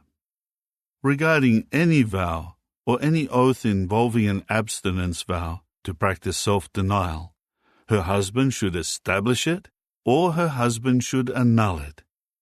But if her husband offers no objection at all from day to day, he also establishes all her vows, or all her abstinence vows that are upon her. He establishes them because he did not object on the day he heard her make them. But if he annuls them later, sometime after the day he heard them, he will bear the consequences of her guilt. These are the regulations that Jehovah commanded Moses relating to a husband and his wife, and relating to a father and his young daughter living in his house. Chapter 31. Jehovah then told Moses, Take vengeance for the Israelites on the Midianites. Afterward you will be gathered to your people. So Moses spoke to the people, saying, Equip men from among you for battle against Midian, and to execute Jehovah's vengeance on Midian. You should send 1,000 of each tribe of all the tribes of Israel into the army. So from the thousands of Israel, 1,000 were assigned from each tribe, 12,000 equipped for battle.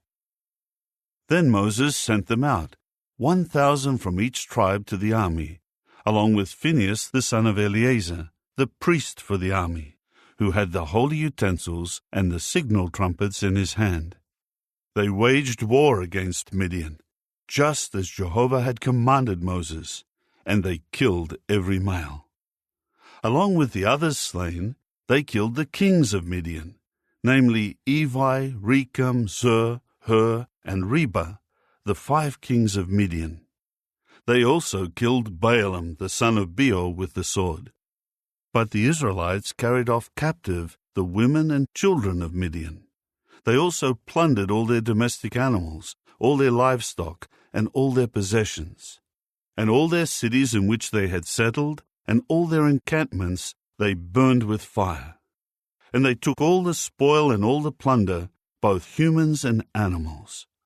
Then they brought the captives, the plunder, and the spoil to Moses and Eleazar the priest, and to the assembly of the Israelites, to the camp in the desert plains of Moab, near the Jordan, at Jericho.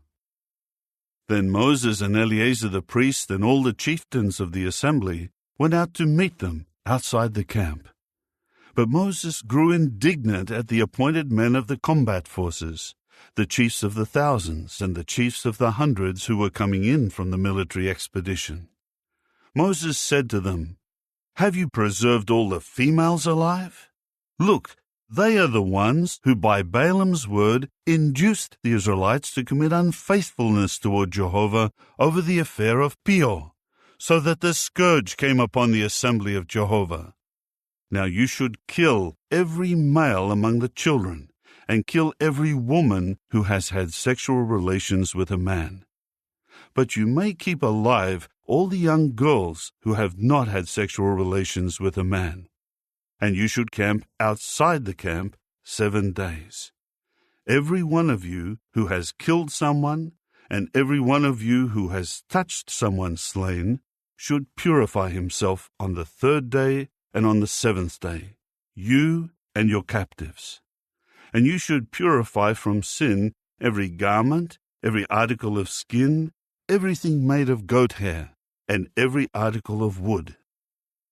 Eleazar the priest then said to the men of the army who had gone into the battle, "This is the statute of the law that Jehovah commanded Moses. Only the gold, the silver, the copper, the iron, the tin, and the lead, everything that can be processed with fire, you should pass through the fire, and it will be clean. However, it should also be purified by the water for cleansing. Everything that cannot be processed with fire, you should pass through the water. And you should wash your garments on the 7th day, and be clean, and then you may come into the camp." Jehovah then said this to Moses, "Take an inventory of the plunder, counting the captives, both of humans and animals. Do this together with Eleazar the priest and the heads of the paternal houses of the assembly. Divide what was plundered into 2 parts, to be shared between those in the army who took part in the battle and all the rest of the assembly. As a tax for Jehovah, you should take from the soldiers who went out into the battle 1 soul out of every 500, of the people, the herd, the donkeys, and the flock. You should take it from their half and give it to Eleazar the priest as Jehovah's contribution. From the half given to the Israelites, you should take 1 out of 50, of the people, the herd, the donkeys, the flock, and every sort of domestic animal, and give them to the Levites, who care for the responsibilities connected with Jehovah's tabernacle." So Moses and Eleazar the priest did just as Jehovah had commanded Moses. The spoils, the rest of the plunder that the people of the expedition had taken, amounted to 675,000 of the flock, 72,000 of the herd, and 61,000 donkeys. The women who had not had sexual relations with a man amounted to 32,000 women. The half that was the share of those who went out into the battle amounted to 337,500 of the flock. The tax for Jehovah from the flock amounted to 675. And there were 36,000 of the herd, and the tax on them for Jehovah was 72. And there were 30,500 donkeys, and the tax on them for Jehovah was 61. And there were 16,000 humans, and the tax on them for Jehovah was 32 persons. Then Moses gave the tax as Jehovah's contribution to Eleazar the priest, just as Jehovah had commanded Moses. From the half belonging to the Israelites, which Moses had divided off from the portion that belonged to the men who waged war, that half of the flock amounted to 337,500, and of the herd 36,000, and of the donkeys 30,500, and of the people 16,000. Then Moses took from the half belonging to the Israelites 1 out of 50, of the people and of the animals, and gave them to the Levites, who cared for the responsibility of Jehovah's tabernacle, just as Jehovah had commanded Moses. Then the appointed men who were of the thousands of the army, the chiefs of the thousands and the chiefs of the hundreds, approached Moses, and they said to Moses, "Your servants have taken the count of the men of war who are under our command, and not one has been reported missing from us. So let us each present what he has found as Jehovah's offering: articles of gold, ankle chains, bracelets, signet rings, earrings, and other jewelry, in order to make atonement for ourselves before Jehovah." So Moses and Eleazar the priest accepted the gold from them, all the jewelry. All the gold of the contribution that they made to Jehovah amounted to 16,750 shekels, from the chiefs of the thousands and the chiefs of the hundreds. The men of the army had each taken plunder for himself. Moses and Eleazar the priest accepted the gold from the chiefs of the thousands and of the hundreds, and brought it into the tent of meeting as a reminder for the people of Israel before Jehovah. Chapter 32. Now the sons of Reuben and the sons of Gad had very large quantities of livestock, and they saw that the lands of Jazer and Gilead were a good region for livestock. So the sons of Gad and the sons of Reuben approached Moses, Eleazar the priest, and the chieftains of the assembly, and said, Ataroth, Dibon, Jazer, Nimrah, Heshbon, Elealeh, Sebam, Nebo, and Beon, the land that Jehovah defeated before the assembly of Israel, is a good land for livestock, and your servants have much livestock. They continued, If we have found favor in your eyes, let this be the land given to your servants as a possession. Do not make us cross the Jordan. Then Moses said to the sons of Gad and the sons of Reuben, Are your brothers to go to war while you yourselves keep dwelling here? Why should you discourage the people of Israel from crossing into the land that Jehovah is certain to give them? That is what your fathers did when I sent them from Kadesh Barnea to see the land. When they went up to the valley of Eshcol and saw the land, they discouraged the people of Israel from going into the land that Jehovah was to give them. Jehovah's anger blazed on that day, so that he swore, The men who came up out of Egypt, from 20 years old and up, will not see the land of which I have sworn to Abraham, Isaac, and Jacob, because they have not followed me wholeheartedly, except Caleb the son of Jephunneh the Kenizzite, and Joshua the son of Nun, because they have followed Jehovah wholeheartedly. So Jehovah's anger blazed against Israel, and he made them wander about in the wilderness for 40 years, until all the generation that was doing evil in the eyes of Jehovah came to its end. Now here you have risen in the place of your fathers, as a brood of sinful men, who increased the burning anger of Jehovah against Israel. If you turn back from following him, he will certainly leave them again in the wilderness, and you will bring ruin to all this people. They later approached him and said, Let us build here stone pens for our livestock and cities for our children. But we will continue ready for battle and will go before the Israelites until we have brought them to their place, while our children will dwell in the fortified cities, safe from the inhabitants of the land. We will not return to our houses until each of the Israelites has received his land as an inheritance. For we will not receive an inheritance with them on the other side of the Jordan and beyond, because we have received our inheritance on the east side of the Jordan. Moses replied to them, If you will do this, Take up arms before Jehovah for the war. And if every one of you takes up arms and crosses the Jordan before Jehovah, as he drives away his enemies from before him, until the land is subdued before Jehovah, afterward you may return and be free from guilt before Jehovah and Israel.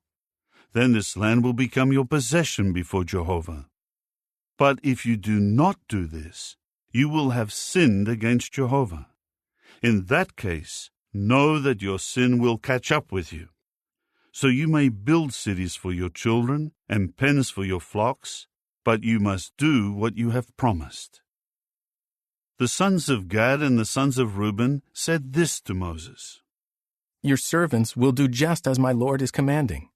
Our children, our wives, our livestock, and all our domestic animals will stay there, in the cities of Gilead. But your servants will cross over, every man armed for battle to wage war before Jehovah, just as my Lord is speaking. So Moses gave a command concerning them to Eleazar the priest, to Joshua the son of Nun, and to the heads of the paternal houses of the tribes of Israel. Moses said to them, If the sons of Gad and the sons of Reuben cross over the Jordan with you, every man armed for the war before Jehovah, and the land is subdued before you, you will then give them the land of Gilead as a possession. But if they do not take up arms and cross over with you, they will then settle among you in the land of Canaan. To this the sons of Gad and the sons of Reuben answered, What Jehovah has spoken to your servants is what we will do. We will take up arms and cross over before Jehovah to the land of Canaan. But the possession we are to inherit will be on this side of the Jordan. So Moses gave to them, to the sons of Gad, the sons of Reuben, and to the half-tribe of Manasseh the son of Joseph, the kingdom of Sihon, the king of the Amorites, and the kingdom of Og, the king of Bashan, the land belonging to its cities in those territories, and the cities of the surrounding land. And the sons of Gad built Dibon, Ataroth, Aroah, Atroth-Shophan, Jazer, Jogbehah, Beth-Nimrah, and Beth-Haran, fortified cities, and they built stone pens for the flocks. And the sons of Reuben built Heshbon, Elealeh, Kiriathaim, Nebo, and Baal-Meon, their names being changed, and Sibmah, and they began to rename the cities that they rebuilt. The sons of Machir, the son of Manasseh, marched against Gilead and captured it, and drove away the Amorites who were in it. So Moses gave Gilead to Machir, the son of Manasseh, and he began dwelling in it. And Jair, the son of Manasseh, marched against them, and captured their tent villages, and he began to call them Havoth-Jair. And Nobah marched against and captured Kenath and its dependent towns, and he began to call it Nobah by his own name. Chapter 33. These were the stages of the journey of the people of Israel when they went out of the land of Egypt by their companies, under the direction of Moses and Aaron. Moses kept recording the departure places by the stages of their journey, at the order of Jehovah, and these were their stages from one departure place to another. They departed from Ramesses in the 1st month, on the 15th day of the month. On the very day after the Passover, the Israelites went out with confidence before the eyes of all the Egyptians.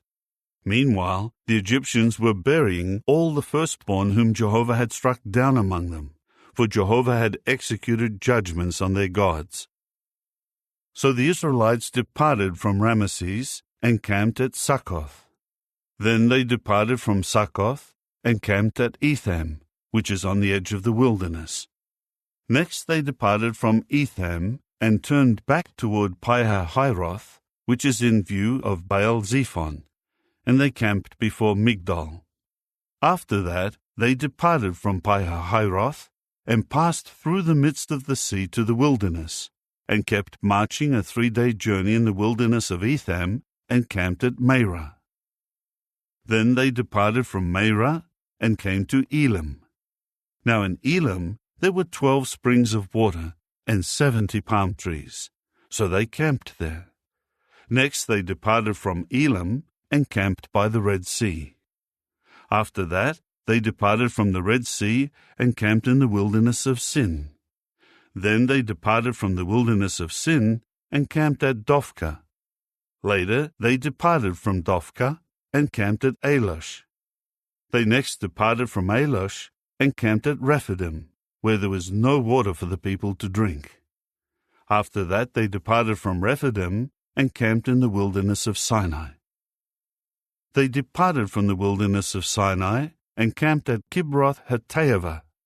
Then they departed from Kibroth-Hattaavah and camped at Hazeroth.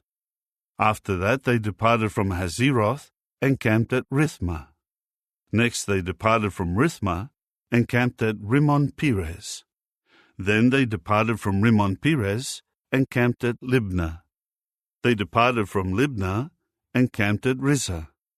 Next they departed from Rizah and camped at Keelatha. Then they departed from Keelatha and camped at Mount Shepha. After that they departed from Mount Shepha and camped at Harada. Then they departed from Harada and camped at Makheloth. Next they departed from Makheloth and camped at Tahath. After that they departed from Tahath and camped at Terah. Then they departed from Terah and camped at Mithkah. Later they departed from Mithkah and camped at Hashmonah. Next they departed from Hashmonah and camped at Moseroth. Then they departed from Moseroth and camped at Bene-Jaakan. And they departed from Bene-Jaakan and camped at Horhag-Gidgad. Next they departed from Horhag-Gidgad and camped at Jotbathah. Later they departed from Jotbathah and camped at Abrona. Then they departed from Abrona and camped at Ezion-Geber. After that they departed from Ezion-Geber and camped in the wilderness of Zin, that is, Kadesh. Later they departed from Kadesh and camped at Mount Hor, on the frontier of the land of Edom. And Aaron the priest went up into Mount Hor at the order of Jehovah and died there, in the 40th year after the Israelites left the land of Egypt, in the 5th month, on the 1st of the month.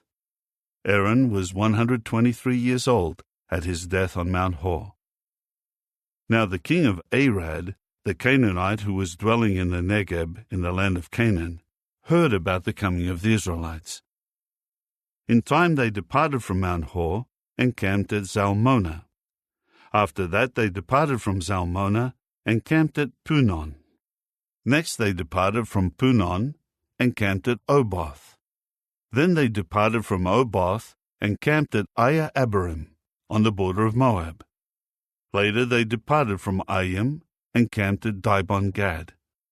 After that they departed from Dibon-Gad and camped at Almon-Diblathaim. Then they departed from Almon-Diblathaim and camped in the mountains of Abarim before Nebo. Finally they departed from the mountains of Abarim and camped on the desert plains of Moab, by the Jordan, at Jericho. They continued camping along the Jordan from Beth Jeshemoth as far as Abel-Shittim, on the desert plains of Moab.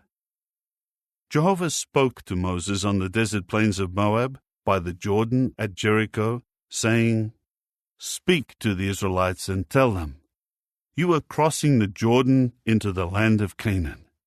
You must drive away all the inhabitants of the land from before you, and destroy all their carvings of stone and all their metal statues, and you should demolish all their sacred high places. And you will take possession of the land and dwell in it, because I will certainly give you the land as a possession. You must apportion the land by lot as a possession among your families. To the larger group you should increase his inheritance, and to the smaller group you should reduce his inheritance. Everyone's inheritance will be where his lot falls. You will receive your property as an inheritance by the tribes of your fathers. If, though, you do not drive the inhabitants of the land away from before you, those whom you allow to remain will be as irritants in your eyes and thorns in your sides, and they will harass you in the land where you will dwell. and I will do to you what I intended to do to them. Chapter 34. And Jehovah spoke further to Moses, saying, Give these instructions to the Israelites. When you go into the land of Canaan, this is the land that will fall to you as an inheritance, the land of Canaan, according to its boundaries. Your southern border will extend from the wilderness of Zin alongside Edom, and your south boundary on the east will be from the extremity of the Salt Sea. Your boundary will change direction to pass south of the ascent of Akrabim and continue to Zin, and its end will be south of Kadesh Barnea. Then it will extend to Hazar Adar and continue to Asman. The boundary will change direction at Asman to the Wadi of Egypt, and its end will be at the sea. Your western boundary will be the Great Sea and the coast. This will become your western boundary. Now this will be your northern boundary. From the Great Sea you will mark your boundary out to Mount Hor. From Mount Hor you will mark out the boundary to Lebo Hamath, and the end of the boundary will be at Zedad. And the boundary will extend to Ziphron, and its end will be Hazar Enan. This will become your northern boundary. Then you should mark as your boundary on the east from Hazar Enan to Shepham. The boundary will extend from Shepham to Riblah on the east of Ain, and the border will go down and cross the eastern slope of the Sea of Kinnereth. The border will extend to the Jordan, and its end will be the Salt Sea. This will be your land and the boundaries surrounding it. So Moses instructed the Israelites, saying, This is the land that you will apportion as your possession by lot, just as Jehovah has commanded to give to the 9½ tribes. For the tribe of the Reubenites by their paternal house, the tribe of the Gadites by their paternal house, and the half-tribe of Manasseh have already taken their inheritance.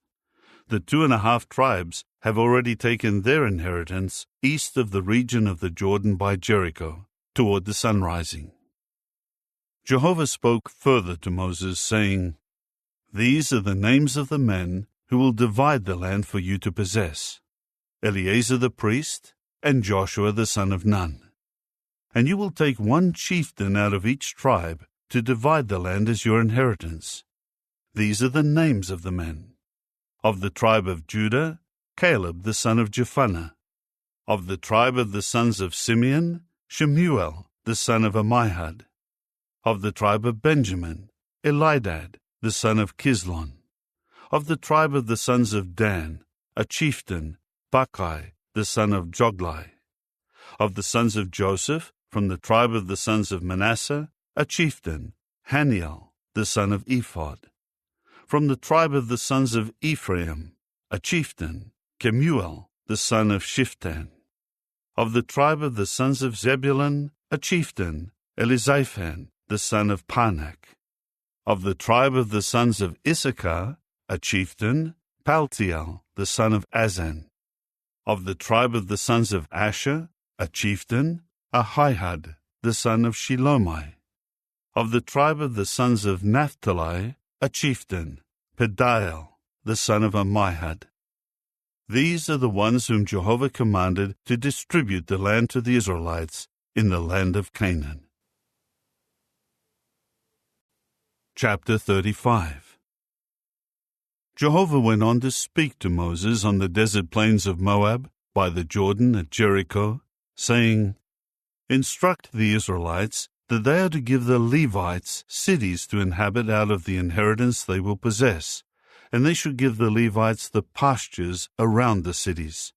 They will inhabit the cities, and the pastures will be for their livestock, their goods, and all their other animals. The pastures of the cities that you will give the Levites will extend for 1,000 cubits from the wall all around the city. You should measure outside the city 2,000 cubits on the east side, 2,000 cubits on the south side, 2,000 cubits on the west side, and 2,000 cubits on the north side, with the city in the middle. These will be the pastures of their cities.